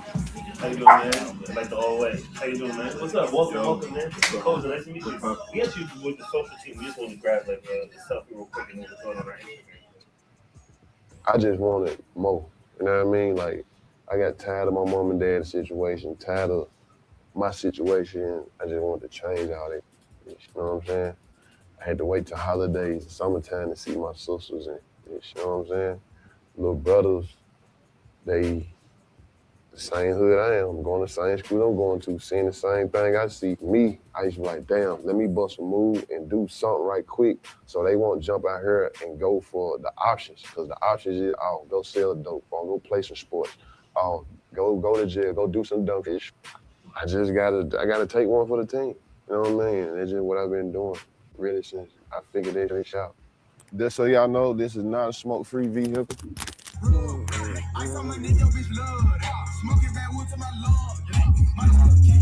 Already know you ain't no killer. Always I make your bitch shook. Promethazine ain't eating my liver. You know how I rock you like you.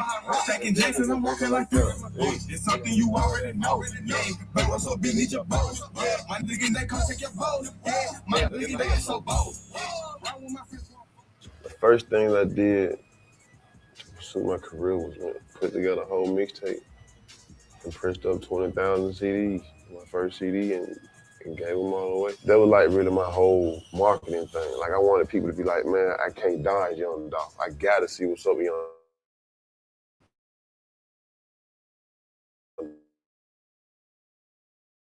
Dolph. It's real interesting when you listen to like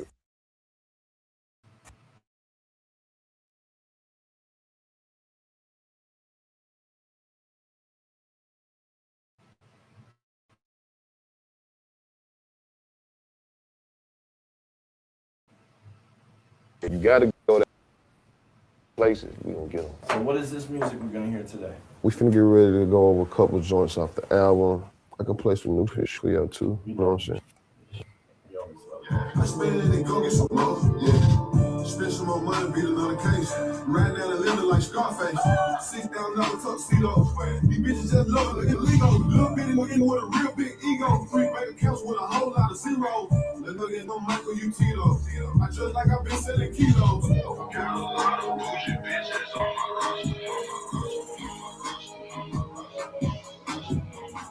I got nothing but bitch. So that's a little couple minutes. Notorious Dolph. OT is my boy. It was really just a whole positive situation from beginning to end. Before we even did the song, he told me like, man, I play your song at all my shows, you know what I'm saying? I like dig that. Like he sent me a record. He had sent me that cut and we just did it. I just told him like whatever, it don't matter, just let me know what you need. Such and such. He sent the record. It went hard. I jumped right on it and sent it straight back to him. I wasn't doing no charging, none of that shit. It wasn't about the money, none of that shit. You focus on the destination, you're gonna take the right trip, the right journey to get to that motherfucker. You got a destination, you ain't gonna let this shit stop you. It's all on what you want. You know what I'm saying? I feel like everybody that got more than the average, they work more than the average. Harlem right now, had to come to my spot, get something to eat, taste the seafood. It's like crack right here, man. A lot of times I sit back and think on certain moments, periods in my life where I was at, what I was having, what I was doing, what I was around, to where I'm at now. Like this just a miracle, it's just a blessing. It's a wrap, you know what I mean? The journey is Dolph.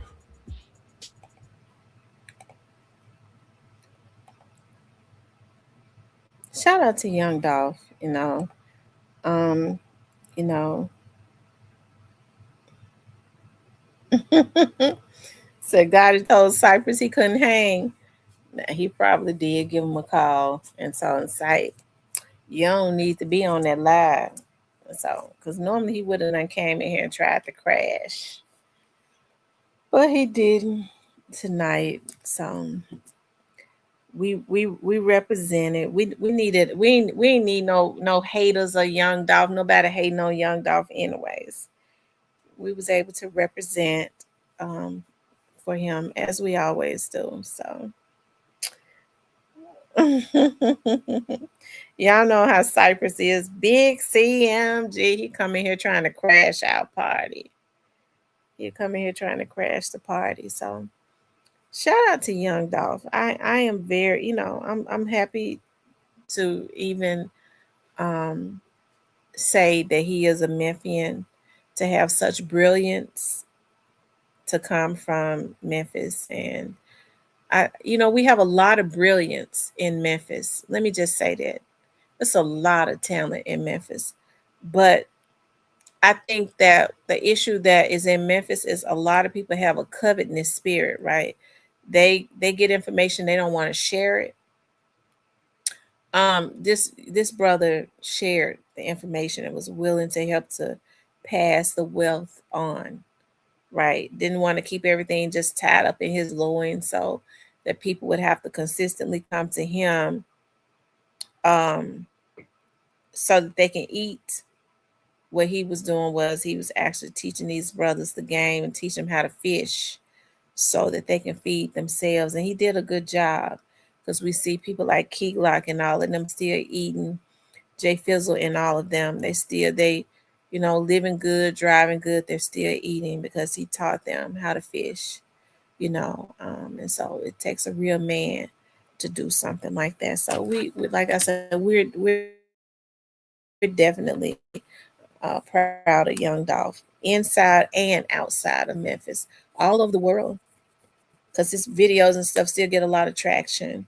And I think that he is definitely a young man to look up to. People just kind of want him to fade away, his legacy to fade away, but I don't think that's in God's plan. It would never happen. It would never happen. Y'all run those likes up. Y'all know I always play my favorite song. I don't know why. Y'all look, somebody went and called him, y'all. Somebody called him. He must have been in the bushes. Somebody went and called him, child. I have not eaten, so I'm gonna be on here 15 more minutes, but y'all know I'm gonna play a song. I'm doing a habanero steak. I got a taste for a habanero steak, and my habanero steak is so good. I mean, not habanero steak, but habanero roast beef. Habanero roast beef. I went and got me some fresh habaneros, and I got me this really nice, pretty roast beef. I got plenty of roast beef in the freezer. It's froze though. I went into the store and got me one that's not frozen, and got my carrots, my celery, my corn. I put corn on the cob in there too, and it'd be so good. Of course, with all my seasoning. My food is never under seasoned. It's never under seasoned, never salty. It is always seasoned to perfection, and the flavors are so good. I don't cook with salt. Okay, I don't cook with salt, but I use a lot of other seasonings to supplement that. And whatever seasons I use, if it's got a little salt in it, then that's the only salt you get. I don't like salty food. I don't like salt, period, really. I think he was in the bushes. Cypress, I believe you was in the bushes hating. He said, we want some. I'm gonna tell you what I'm not gonna do cornbread, because normally I do cornbread. I do homemade. or do some hot water cornbread, I'm not gonna do it. So since I'm eating late, I'll just eat my meat and vegetables, and I'm not gonna have, you know, I don't want no cornbread with it. Anyways, y'all know I have to play my favorite. Hold on.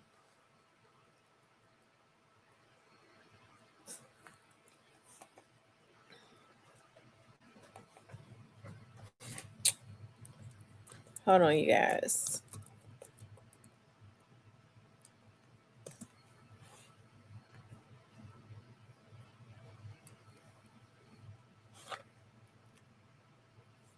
Hold on, y'all.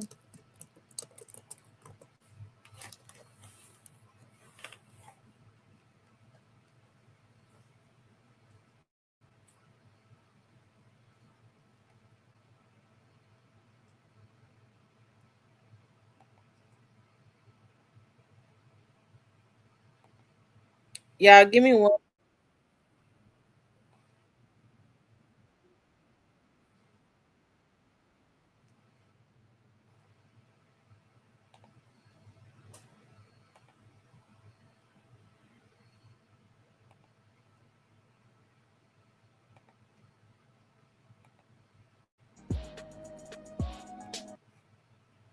Hold on, you all.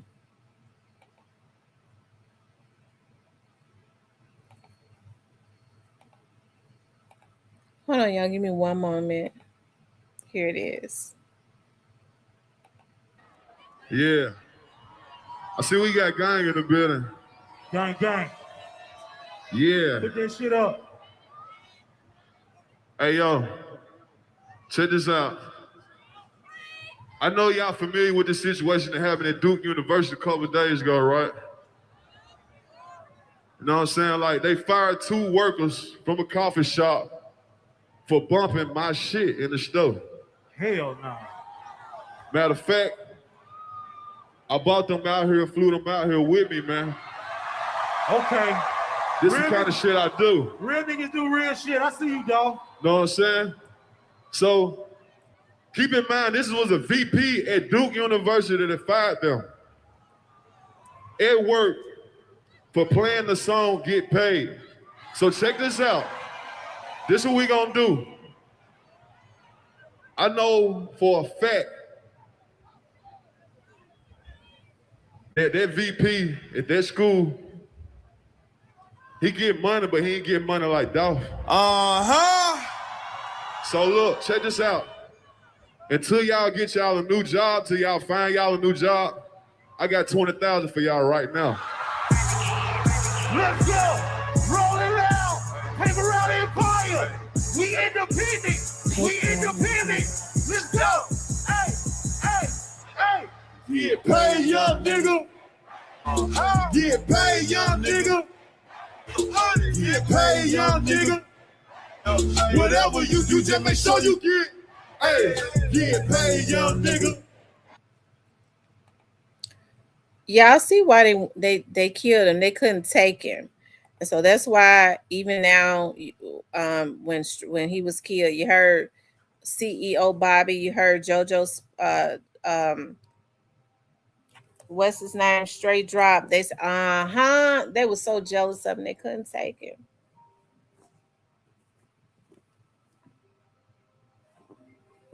Okay, they were so jealous of him they couldn't take him. Hold on, y'all.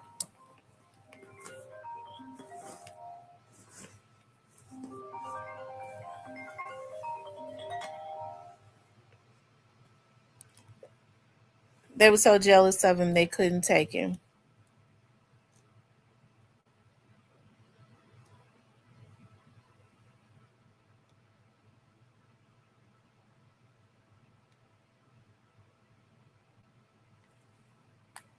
Hold on, y'all.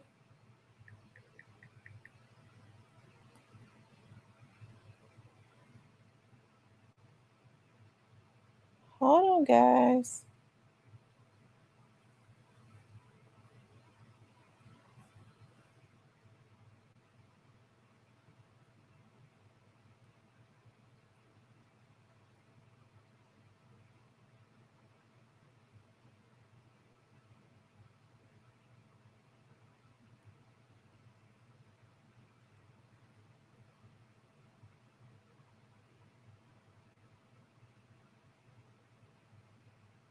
Hold on, y'all.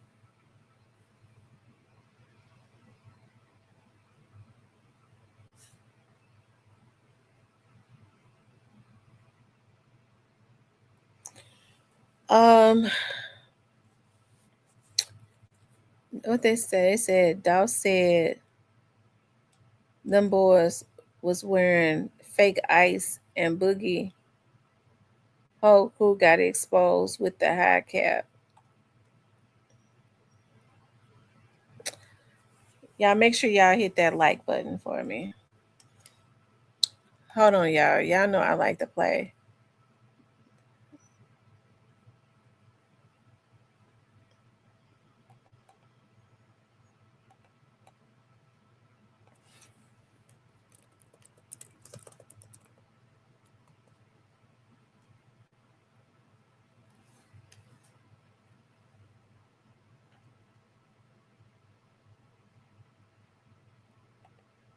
Hold on, y'all.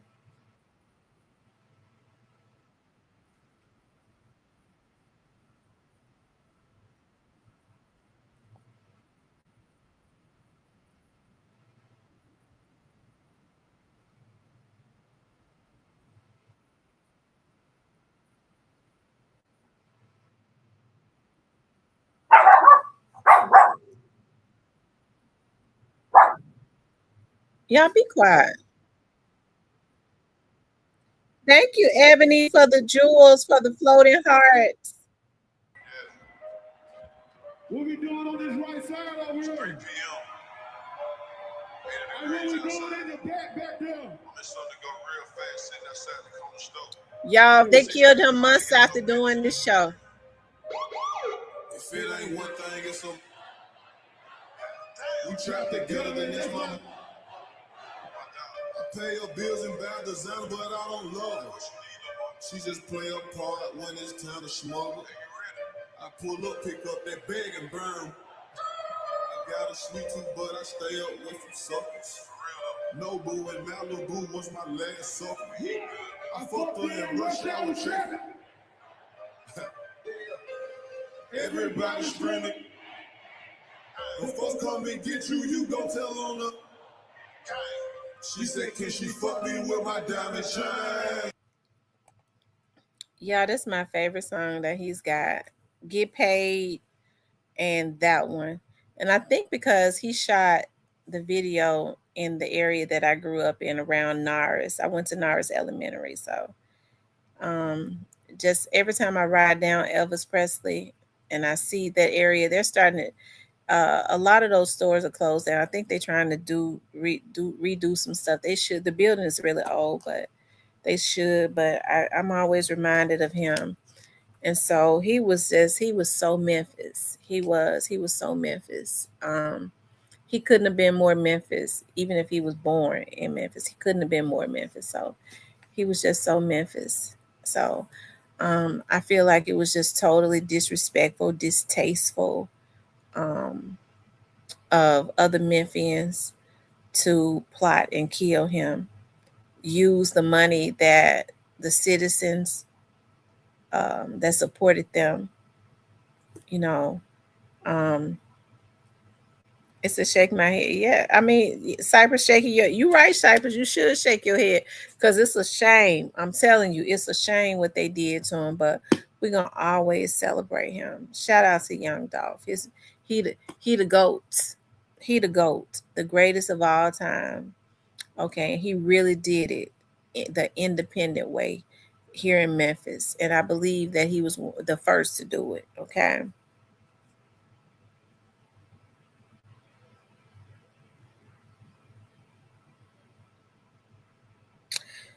Big Face says, just a question. If the roles were reversed and Gotti lost his life and not Dolph, would we be putting on for Gotti like this and waiting the Rico to come to Pre? Yes. If Dolph had taken, thank you, Ebony. Thank you so much for the jewels. If Dolph had did what Gotti and them did to him, we would do the same. If there was a history of Young Dolph just constantly trying to kill Gotti, shooting him up, just constantly trying to kill him until they killed him. Yeah, just because of a rap beef, just because of words, just because of jealousy. Yes, I would. Yes, I would. But I'm gonna tell you, I'm gonna say this to you, Big Face. Um, when you look at Young Dolph's character, and I didn't know him like that, just listen to some of his interviews or whatever. Okay, and you look at, you can feel people's energy, you can see their energy. Young Dolph had a different energy than Yo Gotti. I don't think that Young Dolph would, because Young Dolph had the money to pay professional people to go and knock Big Yo Gotti big head off. His and everybody around him, because they was broke until Young Dolph was killed. Then they started going up after that. So Young Dolph already had the money. He could have quickly did retaliation on him. He didn't do it. That was a different type of brother. Okay. He understood they was trying to trick him out of his position. I mean, me being a woman, I promise I'd have put a hit on him. I'd have put a hit on him. Lord knows I would have.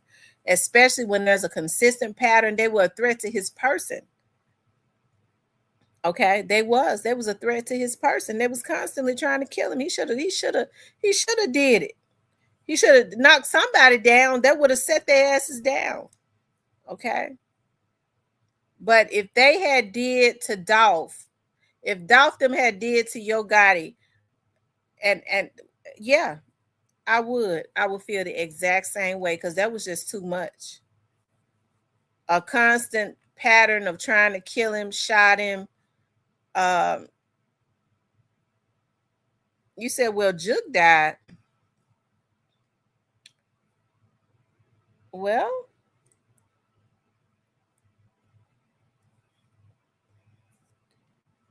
according to Hernandez Govan, Juke people killed some people. It didn't. According to Hernandez Govan, that Juke death didn't have nothing to do with Young Dolph.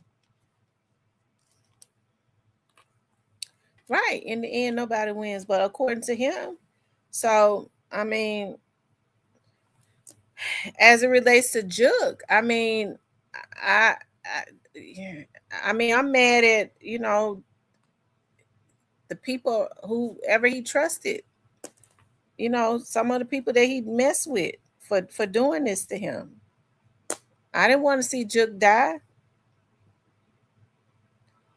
I didn't want to see Juke get killed. That bothered me. It did.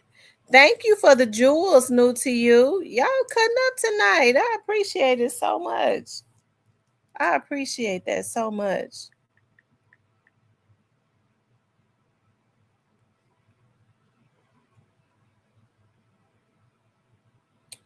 Let me see.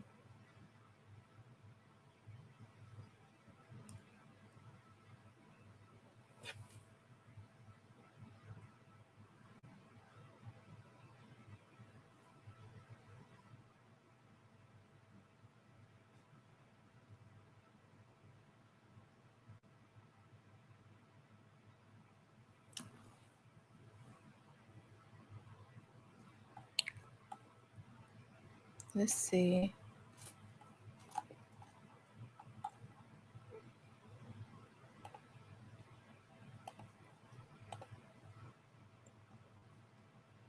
Yeah, make sure y'all hit the like button. I don't know how many likes we got. Make sure you all hit the like button for me. Make sure you guys please like, share, and subscribe. It says, did Paper Route kill Juke? Nobody was celebrating. Right. Nobody was celebrating the way they were celebrating when they killed Dolph. When they killed Dolph, they were celebrating. They made sure that they was out of the city. But yeah, they was celebrating when they killed Dolph. I remember all of them were on pictures. Moneybag, Gotti, and somebody else. So they killed that boy. And then Yo Gotti thought he was going to get away with it. Remember, he was saying, I'm the last man standing. He went and put on an army fatigue suit looking like a damn Thanksgiving turkey. That's when he thought that he was going to get away with it. Then the folks got on his ass and about ran him crazy. He told Juke them to throw the damn phones in the look. Don't get me started. Please, them folks been on their man tail. Y'all, folks were sitting up talking about they got on his tail from the very start. I had been telling y'all that they knew that he told Juke to throw them phones away. So, anyways, it took Hernandez Govan, it took Hernandez Govan to tell y'all that the folks was on Gotti tail. I told y'all didn't believe me. When Juke died, they sold Juke packs. Who sold Juke packs? I don't remember nobody doing nothing like that. Big Face, how come I never saw that or heard that? This is the first time I saw or heard that. I know when Dolph died, Lil Migo had packages of with dolphins on it, and he was smoking, talking about, he said he was smoking on the Dolph pack. His weed packages or whatever had dolphins on it. Okay. He was talking, I guess he was saying he was smoking on a Dolph pack. Migo did with his little wee ass, and his ass is involved in a lot of stuff too. Okay.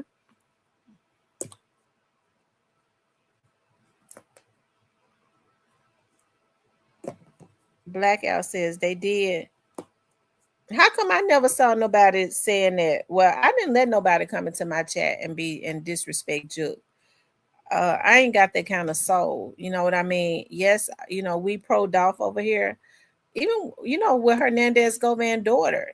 Somebody came in one night and was trying to say some bad things about Desto, and I blocked them. I said, you're not going to come in here and say those things about a child, regardless of how they felt about her dad. I was not going to allow that energy to be spread amongst my chat. That's evil. I'm a mother myself, so I didn't allow that. So nobody ever came up in here saying they smoking on a Juke pack. The only thing that somebody said to me about Juke, when Juke died, it was a rapper, I'm not going to say who he was, that came in here and said, Miss Tam, it didn't have nothing to do with Dolph. And then he named two guys that killed Juke. He named them. I just can't remember. And I guess the FBI did it. Hell, they disconnected the chat. Hell, I tried to go back and look at the names because I thought I was like, he said the names of the dudes that killed him, and I believe was credible. Okay. And I guess the FBI disconnected the damn chat because it says it ain't available to me no more. I just don't remember who he said it was. I wish I could remember. I didn't think much of it because it was so much going on. But it don't matter because Govan all but said it. Okay, he said he know who the driver was, who sat in the passenger side, and who sat in the back side. Okay, and he said all that. He might as well have said who did it.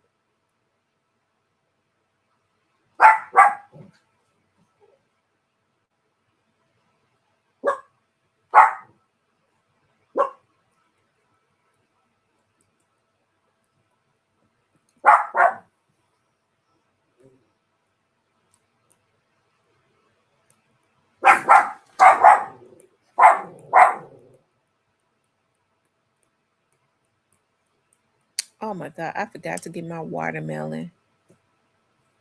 I'll get it tomorrow because I sure ain't. I don't feel like going out there having to load up my.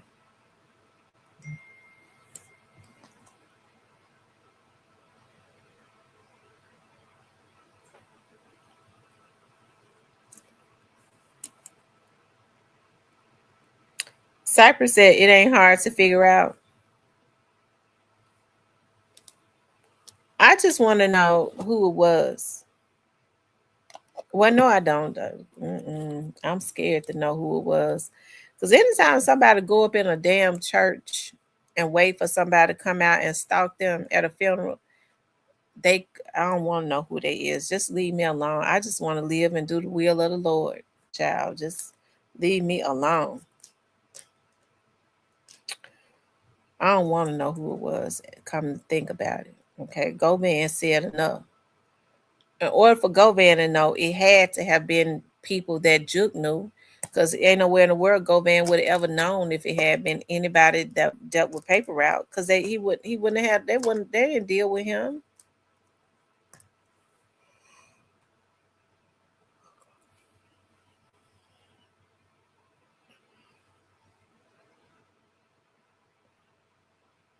But Govan said, didn't he say that one of them is out and two of them is not?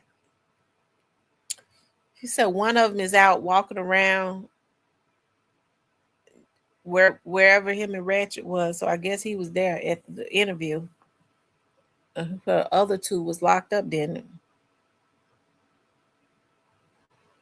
Or dead. I don't know.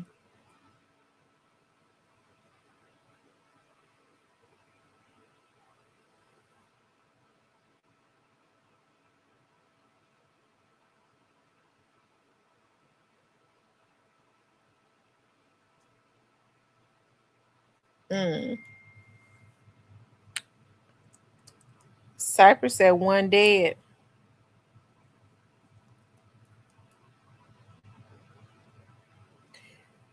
Lord Jesus, if one of them dead, who killed him? I wonder who killed him.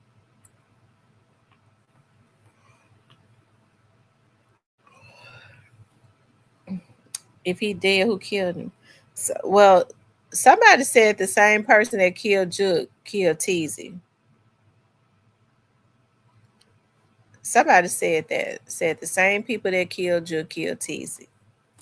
And I don't know why, but I believe it.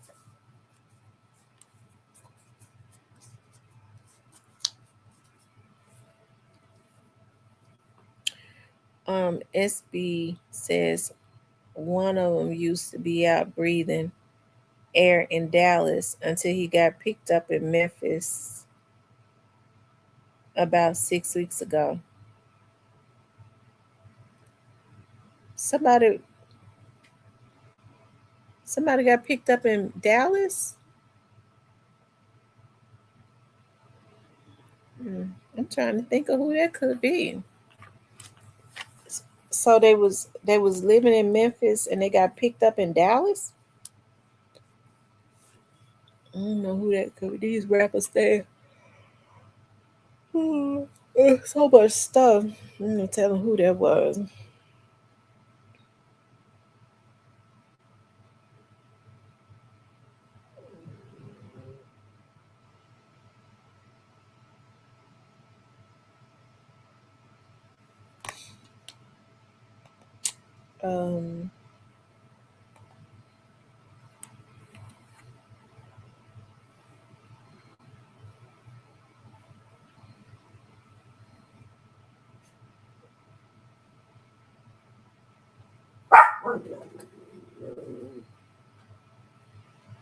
He said one of them used to be breathing air in Dallas. Oh, Lord have mercy. Oh Lord, he's talking about Quet. So you think y'all think Quet took Juke out?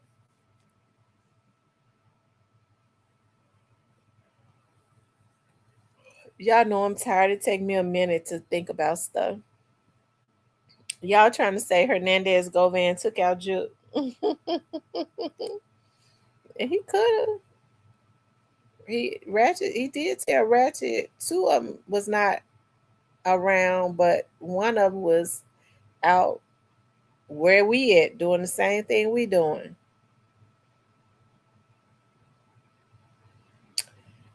I don't know.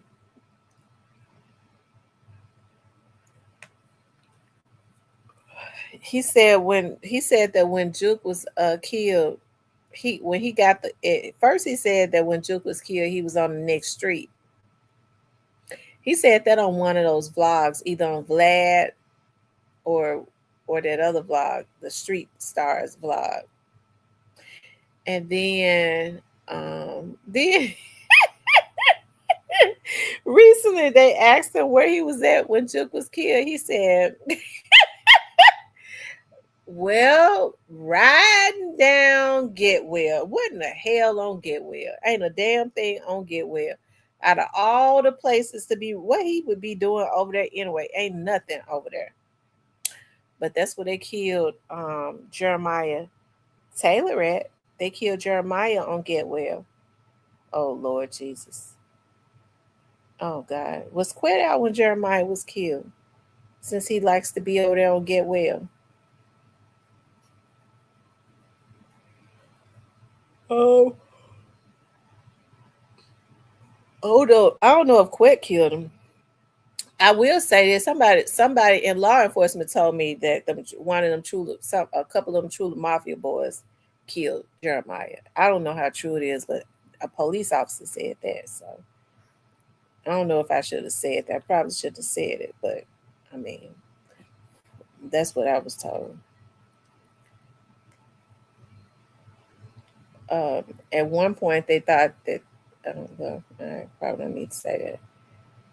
Anyways, it could have been anybody else. Though they haven't made any arrests, so I don't know. Maybe it has changed. I don't ask about Jeremiah anymore. I haven't asked about it. I didn't ask about it then though. So it ain't no telling what's going on with that, as a matter of fact. So I'll scratch that. I don't know if Trula Mafia was involved with that or not. Anyways, they weren't arrested, so I don't know.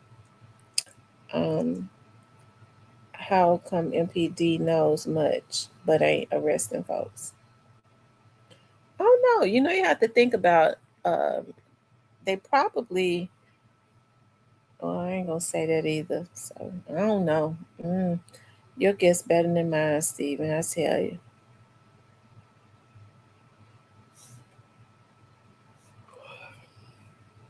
I tell you, whoever did this to Jeremiah, I hope that he has justice one day soon. Whoever it was. And I don't want to put no jackets on nobody's back, because I don't know nothing about those Trula Mafia guys. Other than two of them are gonna be indicted. Okay. That's all I know.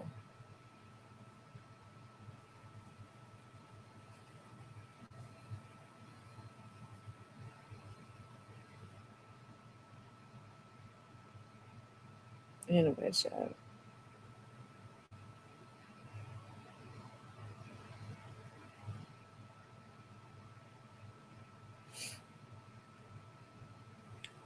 They don't care to solve it. I think they are solving it. I think they are. I really believe Jeremiah's case is solved, but it may be some more stuff going on with that. Jeremiah's case may be a part of many other many other cases. So it's probably a part of many other cases. It kind of goes back to what Paul Hagerman said when Straight Drop's attorney asked him not to mention other cases that was being investigated or whatever. He couldn't do that probably anyways, I don't think. But he says that, remember, he says to the judge that he's agreed not to talk about other cases, that there were other murders that happened surrounding Young Dolph case. There were other people that was murdered.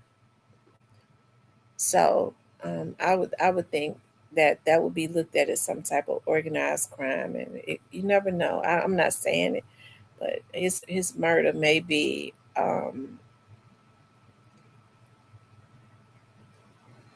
in a group of murders that when they charge whoever it was that was involved, it might charge them with. These folks act like they don't know Tennessee got the death penalty. I don't know. But rest in peace to Jeremiah. They didn't have to kill him. because he didn't do anything. All he was doing was over there cleaning up the mural, but they wanted to send fear in the atmosphere, and they booked that boy and they killed him. And I hate they did him like that because they killed him for nothing. I know that Teezy did his dirt and stuff, but I think Teezy was killed for nothing. And I know this, I could say this now because Teezy is no longer with us. But from what I knew about Teezy's interrogation was Teezy refused to tell on Straight Drop. He refused to tell on Devin Burns. And he refused to tell on any of those other Trula guys. But he agreed to tell on Hernandez Govan.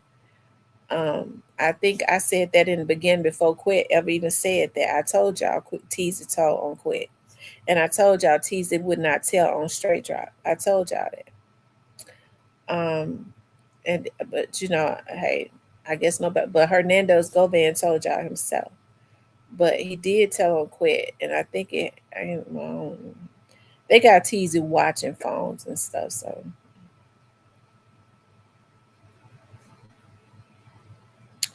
it said Teezy wasn't killed for nothing. Well, I think that Teezy was killed for nothing.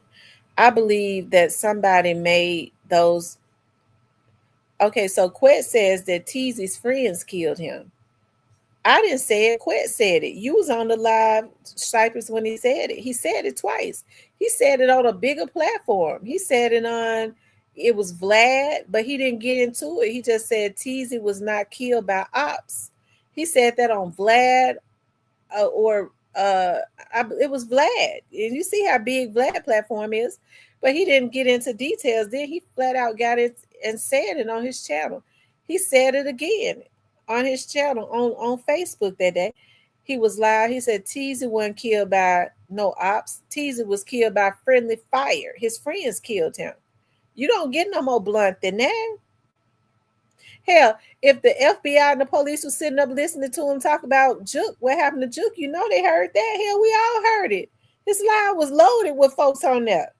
And I was thinking to myself, he was so blatant and brazen with it. I said, damn, I wonder, is he for real? He didn't flinch. He didn't swallow hard. He just said it. Matter of factly, he said Teezy wasn't killed by no ops. It was friendly fire. His friends killed him. Cypress was on there. He my witness. Because I asked Cypress, I said, do you think he was trolling? But then I thought about why would he want to troll and put teasers? That ain't nothing you play about. So then his friend came in here. I can't think of his name right now because I'm so damn tired. Y'all know I've been traveling, so I'm tired. Y'all gonna have to bear with me. His friend that be coming in the chat sometimes, can't think of his name. So then his friend said, yeah, he told the truth.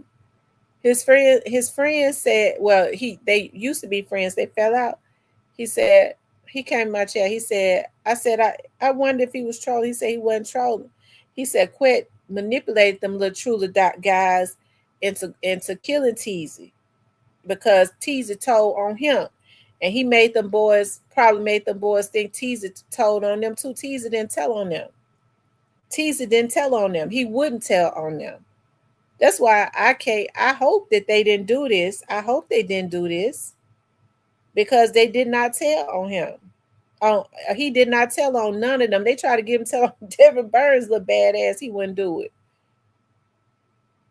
He didn't turn on Straight Drop, but he did tell on Quet. And from my understanding, was gonna be a witness in this trial. Okay, so you get, and I think the reason he decided to do it was because Teezy knew about how much money that was really gotten and who got the money. And it wasn't straight dropping Cornelius, okay? And he felt like straight drop them had not been done right. But now let me just say this: it wasn't gonna be right because none of them should have been taking no money to kill a man, so it wasn't gonna work out for none of them. But child, I just sit on the sidelines and watch everything play out because the folks know what happened. It's one thing to know and another thing to prove it, and they done proved a whole heap of it. Okay, but I think they got a bigger case that's mending together, and I think that's when Jeremiah will get his justice. I think that'll be people getting justice collectively. Okay. Simultaneously. I ain't saying that right, but because my tongue got tired of, but y'all know what I'm talking about. Somebody had to give Devin and Teasy names for them to be a person of interest. Right, somebody gave their names for them to be persons of interest here. And you never know. If Teasy, they might have been tricked into saying Teasy did it. Teasy ain't saying nothing about Devin because they tried to get him to say something about Devin and he wouldn't do it. He tried to play dumb on straight drop too. He didn't say nothing about them other dudes. From my understanding, what he claimed on those other true dudes was that it was a lot of new guys that had started coming around. He didn't know them. That's how he was able to get out of that.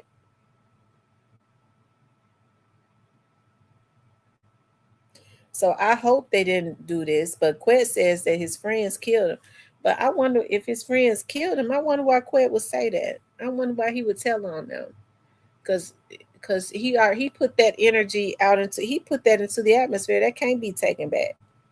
It can't be taken back. And it sounds about right.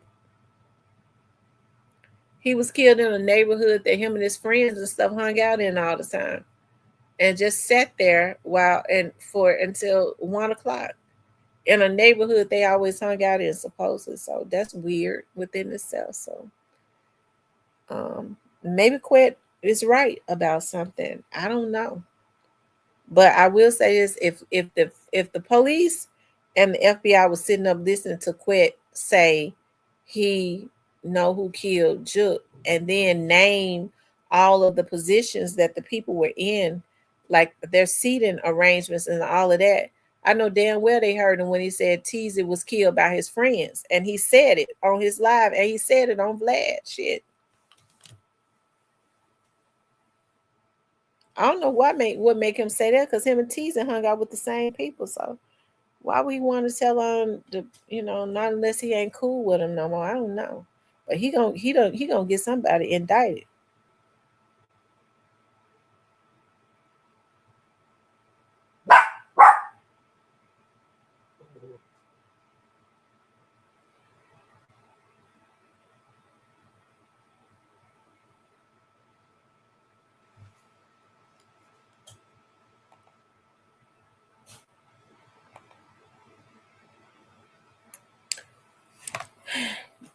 So let me ask y'all something. I want y'all to answer the question.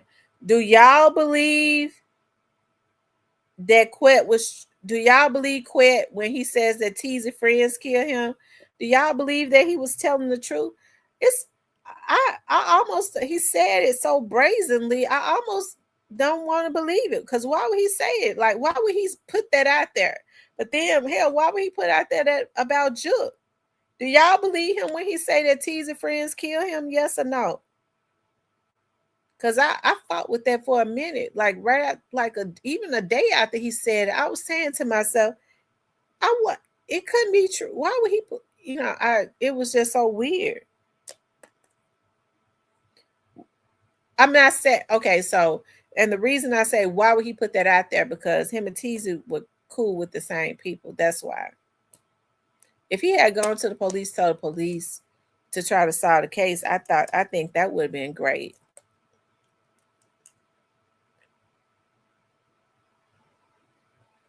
He said Quet considered himself a friend. So yes, he would know he did. He did it.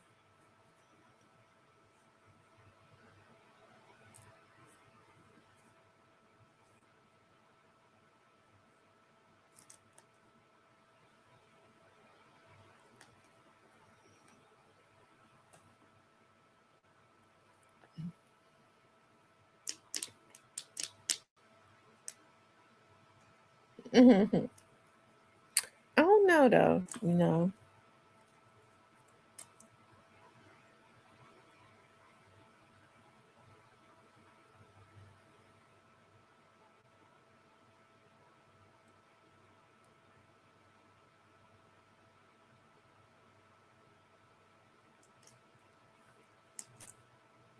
Music, you said no, you don't believe it. He didn't sound like he was playing. He took, but here's the thing. He took the live. He let the live stay up for a little while. He let it stay up for a few hours after he got off, and then he took it down. He took the whole live off. So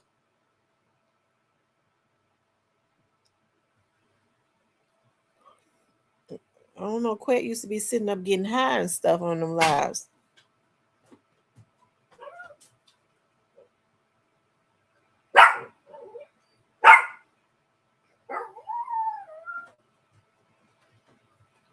What's wrong with you, girl?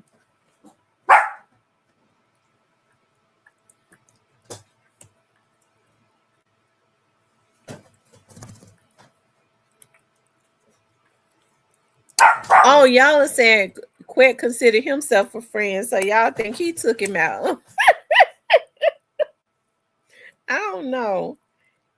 I mean, if he had did it, do y'all think he would even mention it? Y'all think he would talk about it? Well, I mean, I guess he did consider himself a friend. That's how he would know, right? I guess.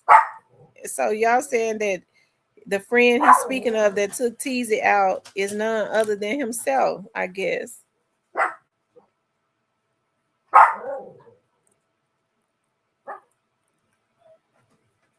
He said, what did Mr. N say? Folks were out living their lives with their family, and when Quet was released, that changed all of a sudden. Mr. N did say that, didn't it? Mr. N did say that. He said when Quet was in jail, Juke and teasing and was all out living their lives with their families, and then when Quet was released on bond, everything changed. He sure said it. I guess he was throwing out a hint, huh? Lord, I tell you. Well, I'm pretty sure the police up on it. If it hadn't been no arrest, if there has not been any arrest in these cases and the folks know what happened, that just means that it's not time for an arrest or an indictment. You don't, you just can't do things prematurely. You can't do things prematurely, so.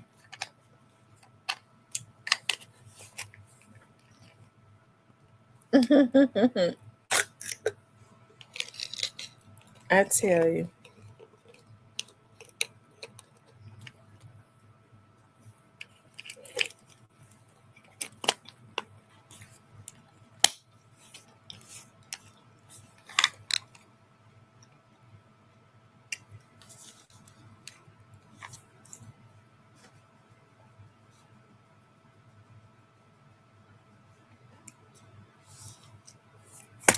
Anyway, y'all, I'm gonna get off of here. Shout out to Young Dolph. Rest in peace to Young Dolph. Happy birthday to Young Dolph, you guys. I can't believe I'm getting ready to cook me a habanero roast this late, but I want it so bad. I ain't gonna put it in the slow cooker. It's going in the damn pot. Okay, it's going in the pot. I gotta have it. Okay, I got to have it. I have not eaten today. Anyways, you guys, I love you all. Thank everybody for the support. Thanks again. Let me see. Y'all show out tonight. Shay, is it Shay's? Black Barbie, new to you. Joy Loves God. Ebony Jim. You all supported the channel tonight. I appreciate you all so much. Thank you, Ebony Gems, for more jewels. Thank you so much. You gave me more jewels. I appreciate that so much. I appreciate you all supporting the channel. If y'all want to support the Cash App, also, the Cash App is $1. Let me see if anybody has sent anything to the Cash App. Let me check my Cash App. I never look at my Cash App. I be feeling bad that when I be looking at my Cash App and I see that y'all sent me money like a month ago or like a week ago, and I be looking at my Cash App, I'm like, dog, I don't even be realizing how much money I be having on my Cash App. So I appreciate you all for supporting me. Okay.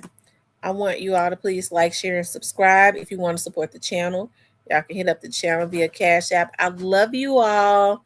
Y'all have a good night.